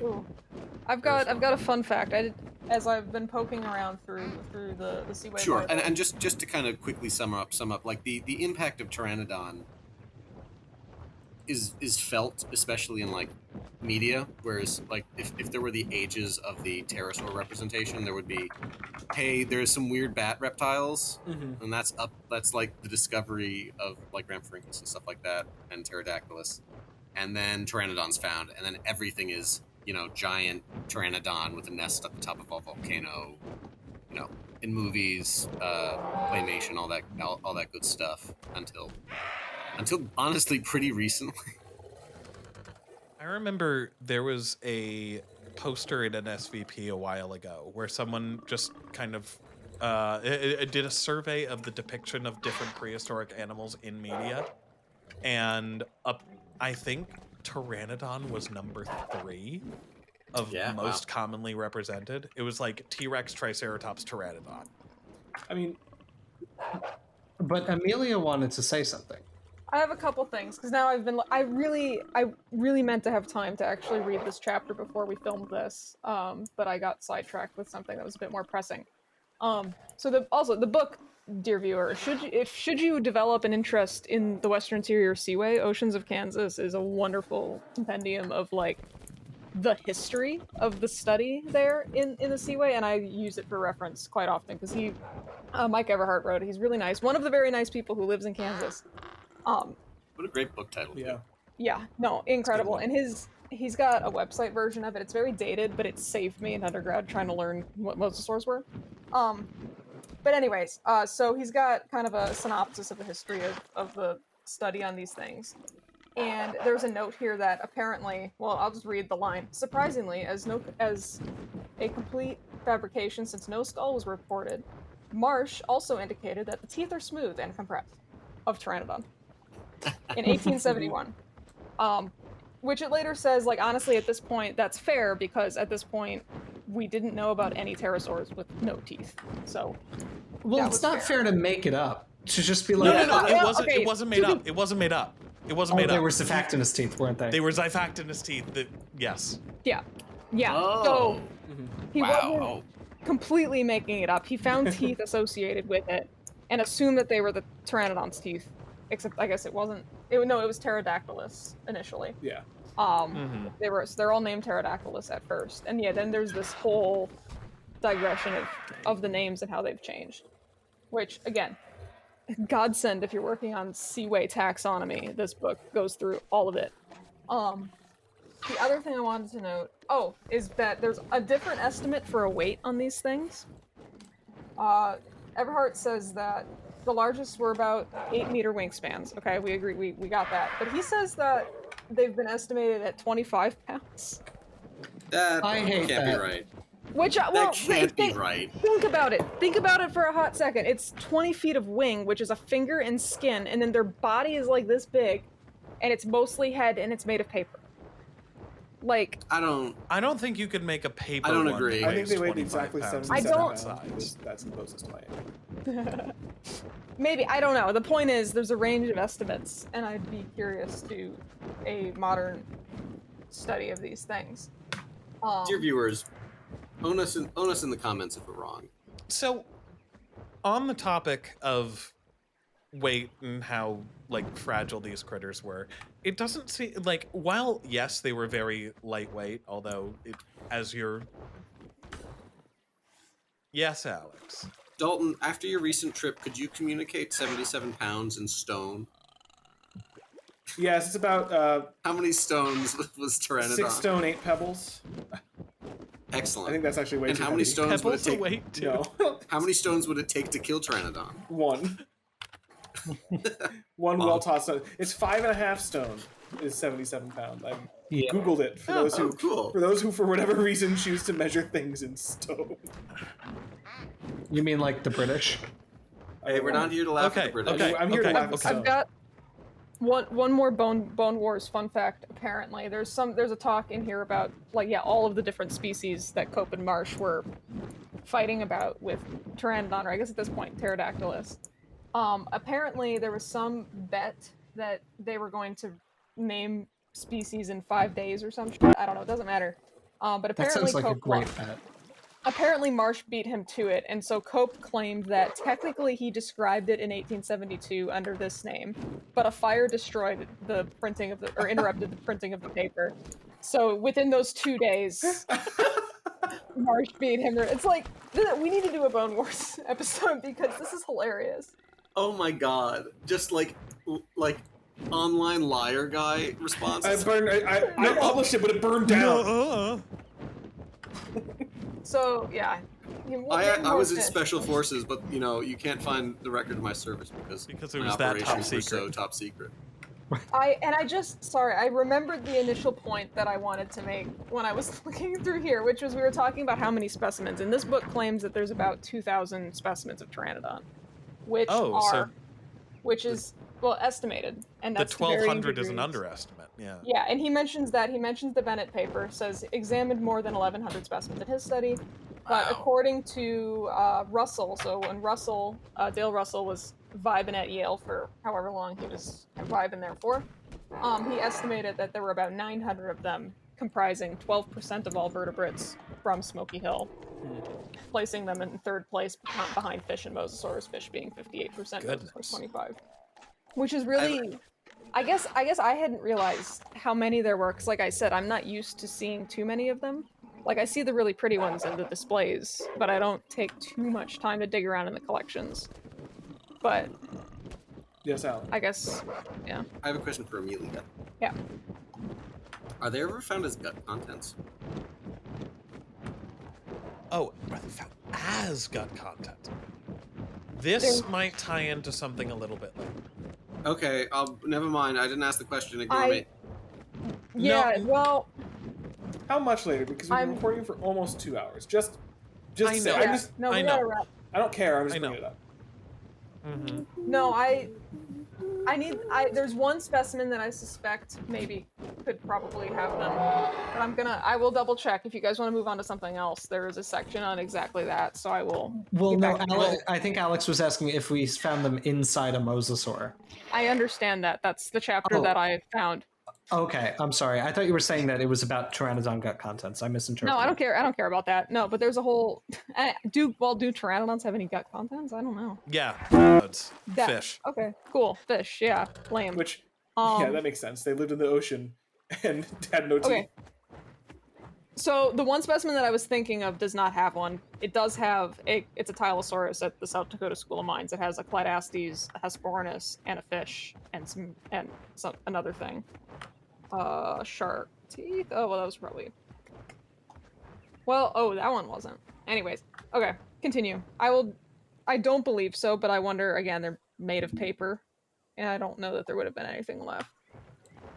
Well, it might not necessarily be gut contents, but there is at least one specimen that the common interpretation was that it was preyed upon.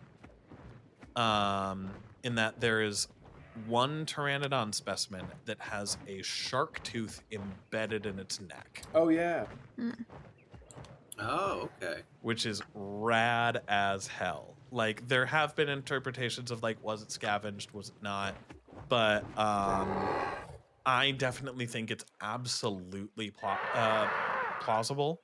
And it's a Cretoxyrhina, so this is a big one, like the great white shark size. The one that was more likely to be actively predating than scavenging, because like we find a lot of shark teeth like scattered around. Like I'll talk about mosasaurs, what I work on. There's usually the other one is often found a lot near mosasaurs. It's Squalocorax, and that's interpreted as scavenging versus Cretoxyrhina. Like that's the one that we assume is responsible for like these terrible shearing bites. Like there's a mosasaur premaxilla, the snout bone, at the Sternberg Museum that's like shorn clean in half. It's That's cool. It's bad, Gnarly. but it's like yeah. So and they have mosasaur vertebrae with Cretoxyrhina embedded in them at the Sternberg. Cool. So. But yeah, so I would not be surprised if this was, given the presumed ecology of Cretoxyrhina and also the presumed ecology of Pteranodon, I would not be surprised if this was a predation incident. Yeah. That partially that is that for like dear viewer, we talked about how they ate fish, but exactly how they ate fish has been a question for a while, and for a really long time, and you'll see a lot of reconstructions of this, they were proposed as being skim feeders, doing what like skimmers and stuff do, of just like flying along close to the surface of the water with their lower beaks, extending down into the water and catching fish near the surface. That doesn't make sense for multiple reasons. One, skimmers have very, very, very specifically built beaks to do that. They're kind of like basically boat keel shaped, like they're supposed to go through the water very easily with low resistance. Pterosaur beaks are not. They're kind of just like scoop shaped. And skimmer beaks are also much longer on the bottom than they are on the top, and we actually see the inverse on Pteranodon. And if this awful demon creature wasn't also being uncooperative, we'd be able to see it. That actually on the Jurassic World model, they do get that more right than they get it on the Jurassic Park model, but it's actually like if you see it done properly, it's actually really extreme that their upper bills are much significantly longer than the lower bills. Actually, no, they're almost the same size in the Jurassic World one. Never mind. Take away my incredibly faint praise about that demon creature. But their top bills were much longer than their bottom, which doesn't support that as well. These things were not doing that. What they do kind of show is some strengthening of the neck and upper torso skeleton that could indicate dive feeding similar to gannets. Or maybe like pelicans. That these things were doing that really dramatic, fly really up high, and either were could either just be like sitting on the water and like floating there, swimming around, and then grabbing things with the really long beaks and really long heads and stuff, or they were doing like the gannet or pelican thing where they're flying really up high, they're tucking their wings in and going like a dart down into the water to grab fish and stuff, which we actually see them do in the Jurassic World movie when there's that incredibly long protracted death scene of the one character whose name gets mentioned twice. Right, who does not matter and does not do anything to warrant the cruelest death in the entire franchise. Yeah. People rail on that for some reason, as if a man wasn't ripped in half by T-Rexes in the Lost World. People die violently in all these movies because they're scary, fun movies. I don't know. I'm so tired of the criticism of that scene. It's like, oh man, this really cool thing happened. I hate it. I don't feel like it reads as cool though. I mean, Eddie Carr's death in The Lost World is awful. I think there's something that feels gleefully cruel about it in Jurassic World, which is I think what people respond to. Like it feels like something out of a Saw movie. But also, I don't love it tonally. But I understand your point, though. It's a movie. It's a stupid movie. Yes, movies do not matter. Nothing in them matters. Let's move on. Now, what does matter is the stupid. I'm sorry, Amelia. Wait, were you? I just had a final thought about their feeding strategy. If I had to guess, I would assume that they're doing the dart thing because I can't imagine they would have survived as a species if they spent any more than 2 seconds in the Seaway.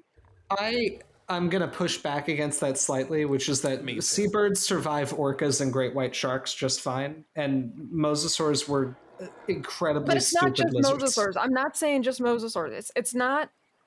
and I'm not saying that there's not big, strong predators in the ocean today, but like the Seaway feels like there's such a concentration of nasty animals, and these things would not have stood a chance against. Because it's not like there's just mosasaurs; like there's dozens of kinds of them. Hello, Scott. Why are you laughing? Because look what's on screen.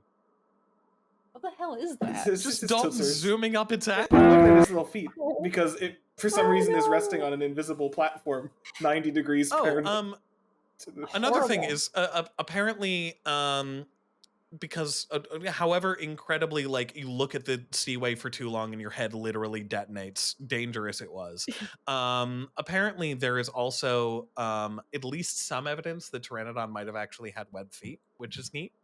And has a little bit more evidence that, like, because, a lot of the idea of them being skim feeders was because it was thought for a while that they would not have any ability to take off from the water, from the surface of the water, and that seems to just kind of not be the case. They would have had to somehow. Well, it was thought that, like, essentially, if they fell in the water, they just died. That they would be instantly killed by literally everything in the water, which you're advocating for. Right. This was a moat with alligators situation. Yeah. But and then they would just become too waterlogged and all this, and they wouldn't be able to. Like the more modern interpretation is that these guys were essentially doing the gannet or seagull sort of thing, where like they're able to dive in, they're able to swim down a little bit, they're able to catch some stuff, and then they're able to swim up to the surface, eat their stuff there, maybe dive in a little bit more, and then if danger comes, they're able to jump out of the water and swim away, like what we see in the Dead Sound Dinosauria bit on Pteranodon.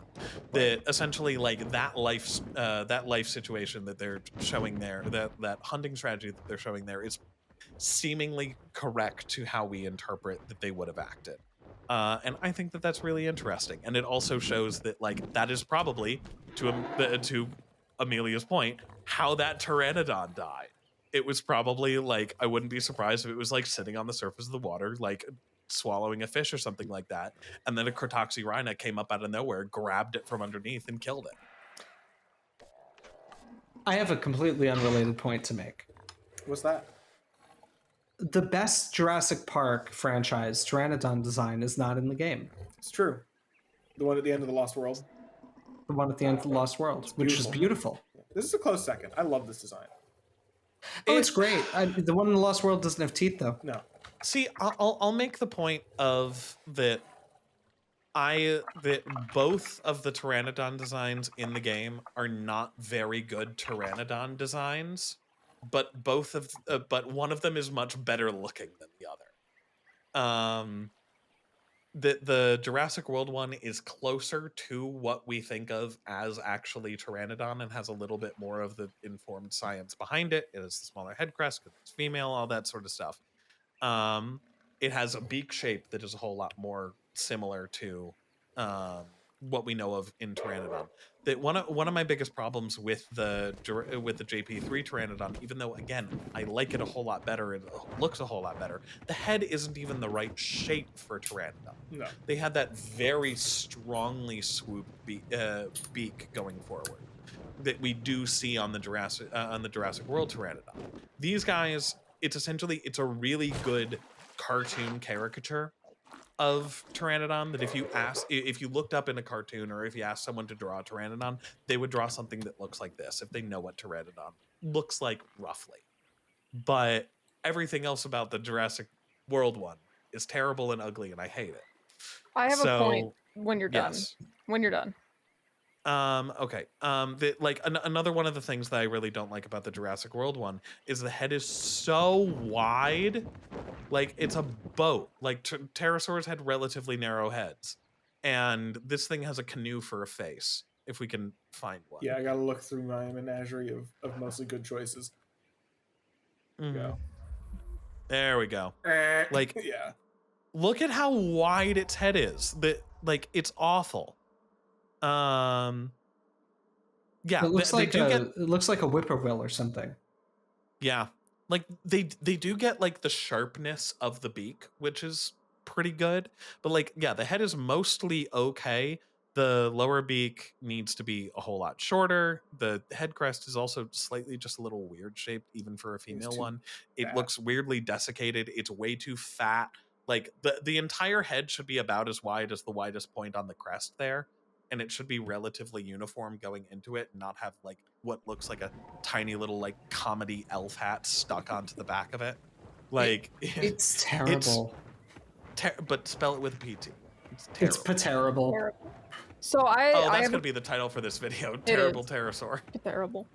I have a point about what the female pteranodons look like and which of these models matches them. Which is that both of them technically work as females, because like you say it shouldn't look like a horrible little elf hat, but I'm looking at a picture of a skull that looks like a horrible little elf hat. Like they just are bad. No. I more mean in the sense of like the widest point of the crest wasn't like significantly narrower than the rest of the head.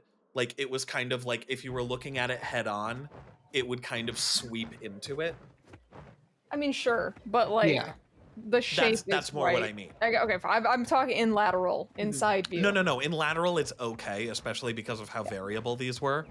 But I just mean in terms of like it just kind of looking like a little on top. No, it's too wide because that's another drawing in here is our marsh drawings of the skull in several views, including top down, and yeah, it's just a blade. It's wider. It's wider than you might expect, but it's not that wide. If I had a nickel. It's about Anyways, no, not. I had a nickel. I don't want to hear that. I don't know where it was going, but stop. You said it's wider than anyone would expect. I know what I said. I know what I said, and that's why I'm stopping you. Anyways, with respect to the other model, not this one. But the other one, like we've been saying, like, oh, those look more like males, more like females. And these are more like females because of the nubbies. But like, the male ones, like the crest is supposed to be like, at least in some of them, is like as long as the beak. So that's still quote unquote female. If we're gonna, say that. I don't know if there's lore, if there's Jurassic Park lore I'm unaware of that calls them males, but like I would call that a female. So I want to just. I'm reading Bennett's paper. Mm-hmm. So, Amelia, yes, there is a lot of variation in the size of the crest, but the size of the crest portrayed here seems to match at least some that are in the very large, like, Pteranodon size class. And so these would probably be, under Bennett's classification, at least males with smaller crests. Okay, like, even though it does get bigger. There is an unused Jurassic Park 3 design that appears in some of the video games for an alpha male Pteranodon, which seems to imply that the ones in the movie were intended to be female, especially because they have the nest. Oh, they're beta males. And they're females or beta males, and the alpha male one is black and white. The crest on it doesn't look substantially larger though, so I think they weren't trying to evoke crest-wise sexual dimorphism. With the kind of like almost orange on the crest too. It's gorgeous. The alpha male design and the female design in Jurassic Park 3 both go hard. I had the toy. Well, so I have the toy which was not labeled alpha male. It was just called Alpha Pteranodon.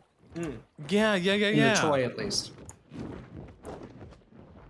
Oh man, that's so pretty. So to be clear, I wasn't trying to like say that this was one thing or another. No, I yeah. just felt like we'd been talking about it. This is a male and that's a female, which is not acknowledging like the ridiculous extent that like the drawing I'm looking at here of one of these things was, where it is like the size. It's half the head. It's No, fully you half make a really good point that if anything they could have made the crest so much doubled bigger. it. They should have doubled it.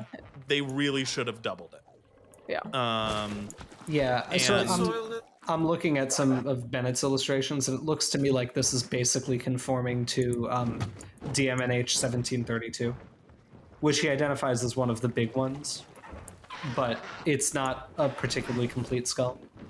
Yeah. No, I have. But it's got a stupid smaller kind of crest. But like, yeah, some of the ones he illustrates get enormous. The question. crest Is anyone gets ranked enormous, this yet, rather. Or are we not doing that yet? Is anyone what? We're not ranking this yet, right? Not yet. We haven't yet. We No, haven't, but we okay. can. But we can soon. I just want to say briefly, the design at the end of The Lost World, gorgeous, god No, tier. There'll be time to talk about that in another. No, there won't. Will there? It's not what you What are you think. talking about? It's not It Geosternbergia. doesn't have that No, crest. there's an No, unused. no, a not even a little bit. curved. There's an unused animatronic. It's just a curved Or crest. there's concept art of a I see. Geosternbergia style crest, but no, the one in the movie is Yeah. is regular. My hand is redacted. Thank you. It's just a beautiful design. It was the first time, I mean, I saw that movie when I was pretty young. It might have been the first time I ever saw like what looked like a photorealistic pterosaur done. Like, because there were some in the Walking With series, but I wouldn't say they looked particularly great. And the only ones really on screen were like Rampharinkus. What are you talking Bro, are about? you The joking? Ornithopyrus This giant of the episode. skies. The incredible puppet that has ticks on it in one scene. Okay. Oh my God, All right, it's let me so cool. rephrase that. It was the first time I saw a photorealistic Pteranodon. Okay. Which always to me in illustrations looked like an animal that couldn't really exist. It's kind of how I respond to Codolorhynchus right now. Like Codolorhynchus looks like a poorly drawn animal from a children's book. And Pteranodon, I think a lot of illustrators, especially in the past, had trouble making it feel like a real breathing animal. And seeing it in Jurassic Park, I just remember like being absolutely taken with how beautiful it is, and like the kind of very smooth way it flies in, like just kind of very gently flapping. I'm watching it right now on my other monitor. And, Oh, it's wonderful. And like the sun shining through the wings and the translucence on the wing membranes and all of that. It's very elegant. It's not particularly accurate, No, it's not. right? It's got like kind of curvature, like a hooked curvature at the end of the beak, which we don't think they had. The perching and on the teeth. tree is kind of not something pterosaurs could really do. But it has no teeth in the Lost World. Oh, you're has talking no about the Lost World one. Yeah. Sorry.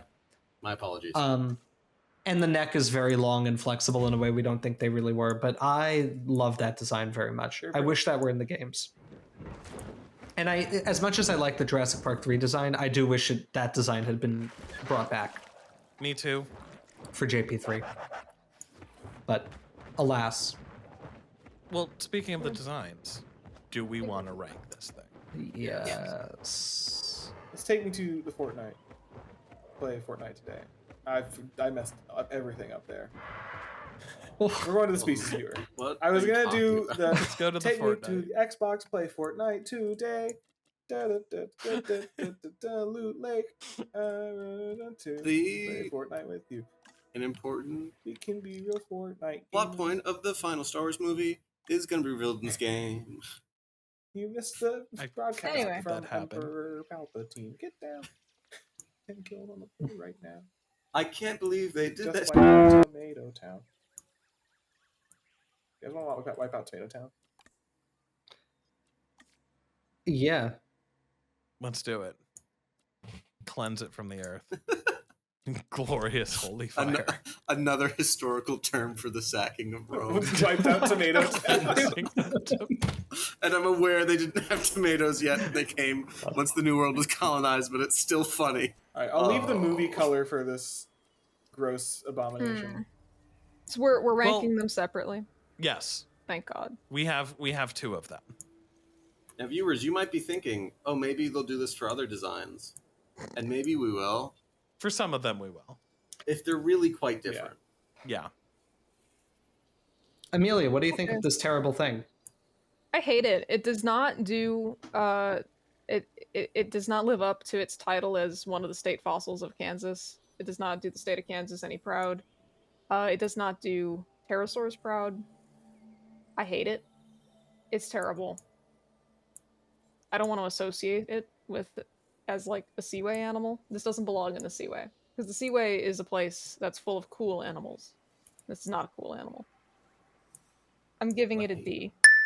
It's terrible. It's ugly. A I don't B care if it's or a D. D. Oh, No, sorry. I hate it. No. Fuck this thing. It killed my wife. It pooped on my dog. I hate it so much. B.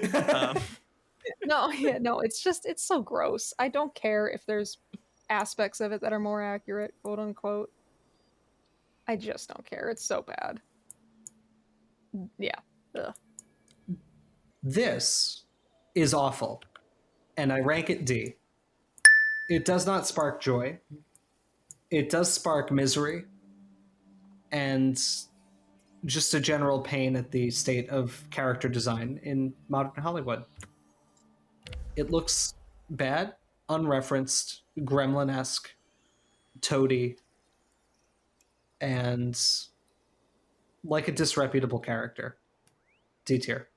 D for disreputable. D for dead. I want this thing gone. I hate it.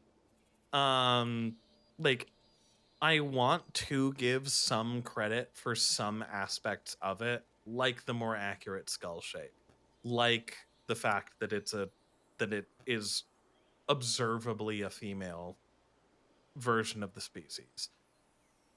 But there are so many other things that, like, regardless of an accuracy standpoint, just look artistically bad. That, like, if I really wanted to, I could nitpick a bunch of the artistic things about it, and I have. Or a lot of the scientific things about it, and I have. But artistically, I think it's just hideous. Yeah, no, it's gross, and I very, very, very much dislike it. It is a D tier. Okay. Alex? I'm going to try to say some nice things. I like everyone said, that they're trying to demonstrate this is a female. I appreciate that at least doesn't have teeth. The red is not the worst on it. Looking at it now is... I've seen worse color patterns. Like, I think what's a little bit frustrating for this one for me is that, and I don't even think we really talked about it in this video, but this is an animal that would have been soft. There would have been feather or filamentous covering, and I think that could eat up a lot of the ugly points. Its horrible little frog gremlin body is just so awful, and it looks like nothing that should exist, because it didn't, because they had nice fluff. And just like how the wing attaches, it's not as bad as I remembered it being, but what I remembered it being would go in a tier that we currently don't have. So it's D. You know how Sauron poured all of his hate and malice into creating the ring? I think that the artist who was in charge of getting the Pteranodon for Jurassic World poured all of their hate and malice into this. They didn't like this creature, and I don't like this creature. This is so f***ing ugly that yes, concession points for making it slightly more accurate. It's toothless. The beak is a bit better, but the face looks like it's wearing like chitinous armor.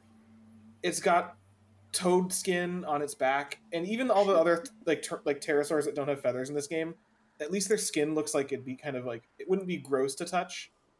Like this looks Right. like, It would be like a hairless yes, cat. this Yeah. looks like touching it would give you a disease.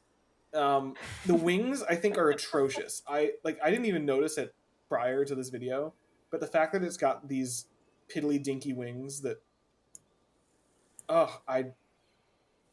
I hate this so much. It's my most hated design from Jurassic World, and it flabbergasted me It's not because mine. of how Ugh. well they, like, how cool all the other pterosaurs in the franchise had looked at that point. And no, like this, I'm interested to see, Scott, what yours is. Your least favorite design from Jurassic World. I can only think of one other thing that it might be. It's probably that one. Which I like more than this, because at least it, kind of looks like a puppy. A sick puppy. What kind of dogs? We'll get to this You're afterwards. talking about ankylosaurs? No, I'm talking about Dimetrodon. Or Dimorphodon.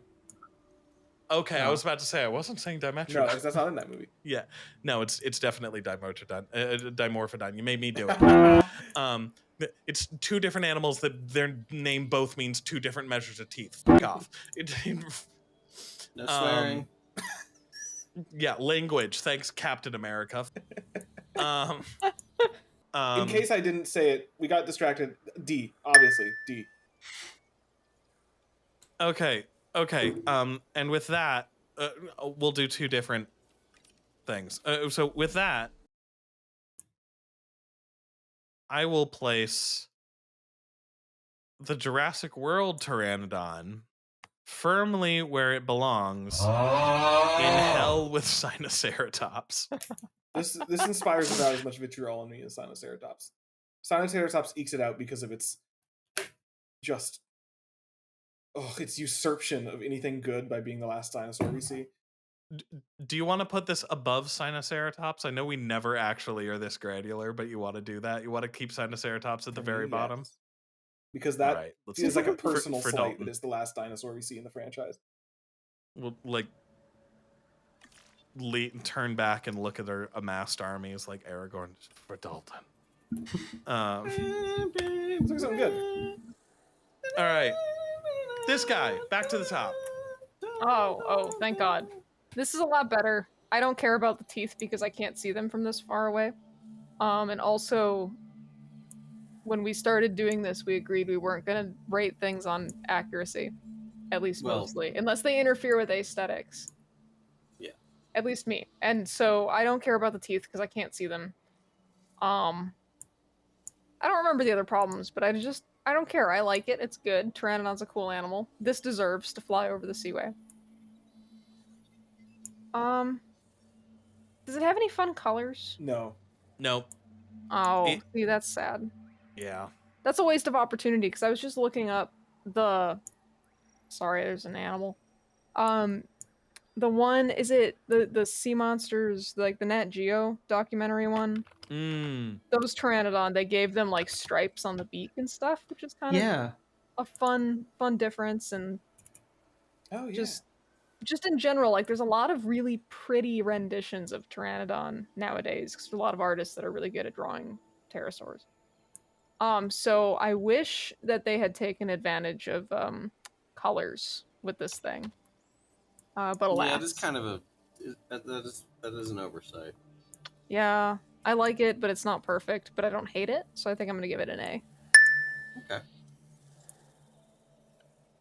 I think I am just going to concur with Amelia. It is a perfectly serviceable design, in my opinion. I wouldn't say it in, like, I certainly don't have any strong feelings about it. It doesn't really inspire nostalgia in the way that a lot of, like, more early movie designs do. But it's fine. I feel like if this was the only time you saw a Pteranodon, you've got a pretty reasonable impression of the animal. I'm going to go with A. I'm going to be a bit harsher. I think that it is that most of the reason why at least I personally like this design is based on the framing of how it was in Jurassic Park 3, because that scene is so atmospheric, so well shot, So much amazing tension in it. Like they really captured a lot of the creepy aspects that pterosaurs embody, and I love all that. But in terms of the model itself, I think that most of the reason why I like it as much as I do is because I know what the other one is. And it's only good in comparison. That, like, do I have scientific nitpicks about this one? Again, yes, a lot more. It's a matter of fact, especially one of the ones that I'm noticing right now. Its head, besides just having a head crest that's too small, its head's way too small. The head should be as big as the body, or more so. Like the head should be like the size of like the body and the neck together. Like they're gigantic heads on these things. It's the pterosaur body plan. It's just a flying heads. Like I think that the colors are a bit just drab and boring. Again, they're serviceable. I kind of really dislike the trend that Jurassic Park does with a lot of their animals with display structures, and that they don't give them any fun colors or patterns on said display structures, and it frustrates me. And I cannot get over the fact that an animal that's name means winged but toothless has teeth. So like like I'll give it a B. I like it. It's okay. I preferentially put it in my parks. But as a Pteranodon, I would hope for better. And especially when compared with Geosternbergia in this game, which is my beloved. Scott, I think you raised some fair points. Did you give it a number? I don't want to. I did. B. Mm-hmm. Okay, good. You raised some compelling points, and I too remember enjoying the scene of this critter very much in the film. In fact, I think I was young enough when I saw it the first time that it gave me quite a startle. I was very nervous for the kid who was going to get eaten by little baby pterosaurs. But yeah, some of the features do stand out a little bit, and there are pterosaurs. I'm trying to remain internally consistent because I'm trying to think where I put other pterosaurs that I quite prefer to even this one. This is a good Pteranodon, but like it doesn't scratch the retro Pteranodon itch that I have in my brain, which is basically the mural on the fourth floor of the American Hall of them all on the cliffside, which is so rad. And it doesn't scratch like the accurate view of Pteranodon. It is fine. It is a B because it does exist in a universe where there is something far worse, and that is an achievement. That's all I say. I came into this video preconceived that this was going to be an A. That was my thought. And as upon reflection and thought, I do think that was at least partially as stated, both because I love the Pteranodon sequence in Jurassic Park 3. I think it's extremely good part of that movie. And because it's so much better than the Jurassic World Pteranodon. I will give no credit for the minor scientific accuracies of the Jurassic World Pteranodon, but the inaccuracies of this one are weighing more heavily on me than I thought they would. I've never had a problem with the teeth in the movie, but they almost seem a bit bigger in this one. They're a bit more noticeable to me, and maybe it's just because I have it on my like main big monitor here. The teeth are more noticeable and a bit more annoying than they bother me in the movie. The head shape, having now spent more time looking at Pteranodon skulls, bothers me a bit more. Again, this is a serviceable Pteranodon design. It evokes Pteranodon. I understand exactly what it's trying to be. It's not doing the best job at that. I disagree, I think, with the people who've spoken on the color, and that I really like the colors of this one. I think this is a really cool palette, and I like the bit of red on the neck and kind of around the eye. And if I treat this as a female of its particular variant, I'm not bothered as much by the lack of color on the crest. I like this design. I don't love it, and yeah, there are better pterosaurs in the game. It's just leagues better than the Jurassic World one. I give this I give this a very loving B. I think it does a very good job. Huzzah! All right, so 2 A's, 3 B's. I think that means it's B time. it would be B time. So that would put the Jurassic World, or the Jurassic Park 3 Pteranodon in And you know B what? tier. It's black and yellow. Nice. Like a bee. Black and yellow. There we go. Black and yellow. Black and yellow. Alrighty. Well, with that out of the way, after all this chat, I think we need to figure out Hoopla! after all this hoopla, Hoopla. with all of that chat about Pteranodon out of the way, it's time to find out who our next victim is as we Spin. That wheel. Okay, now it's spinning. I see.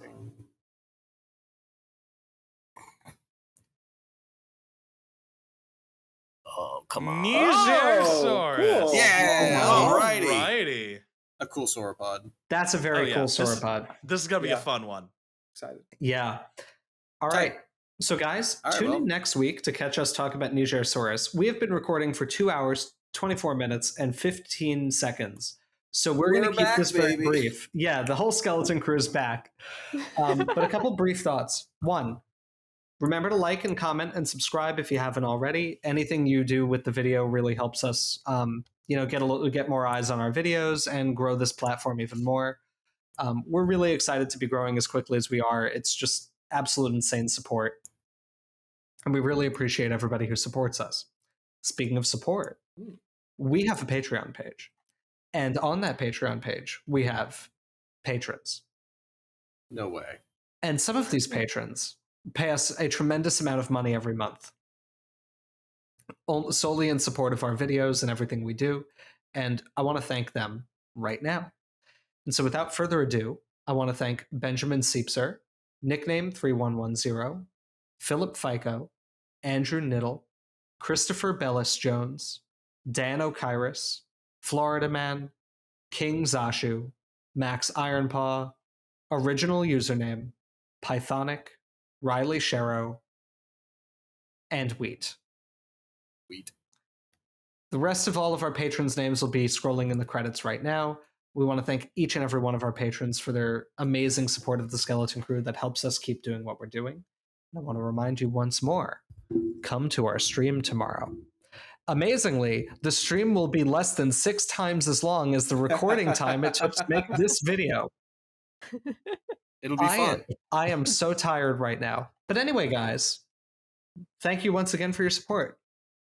Goodbye. Bye. Bye-bye. Bye. Goodbye.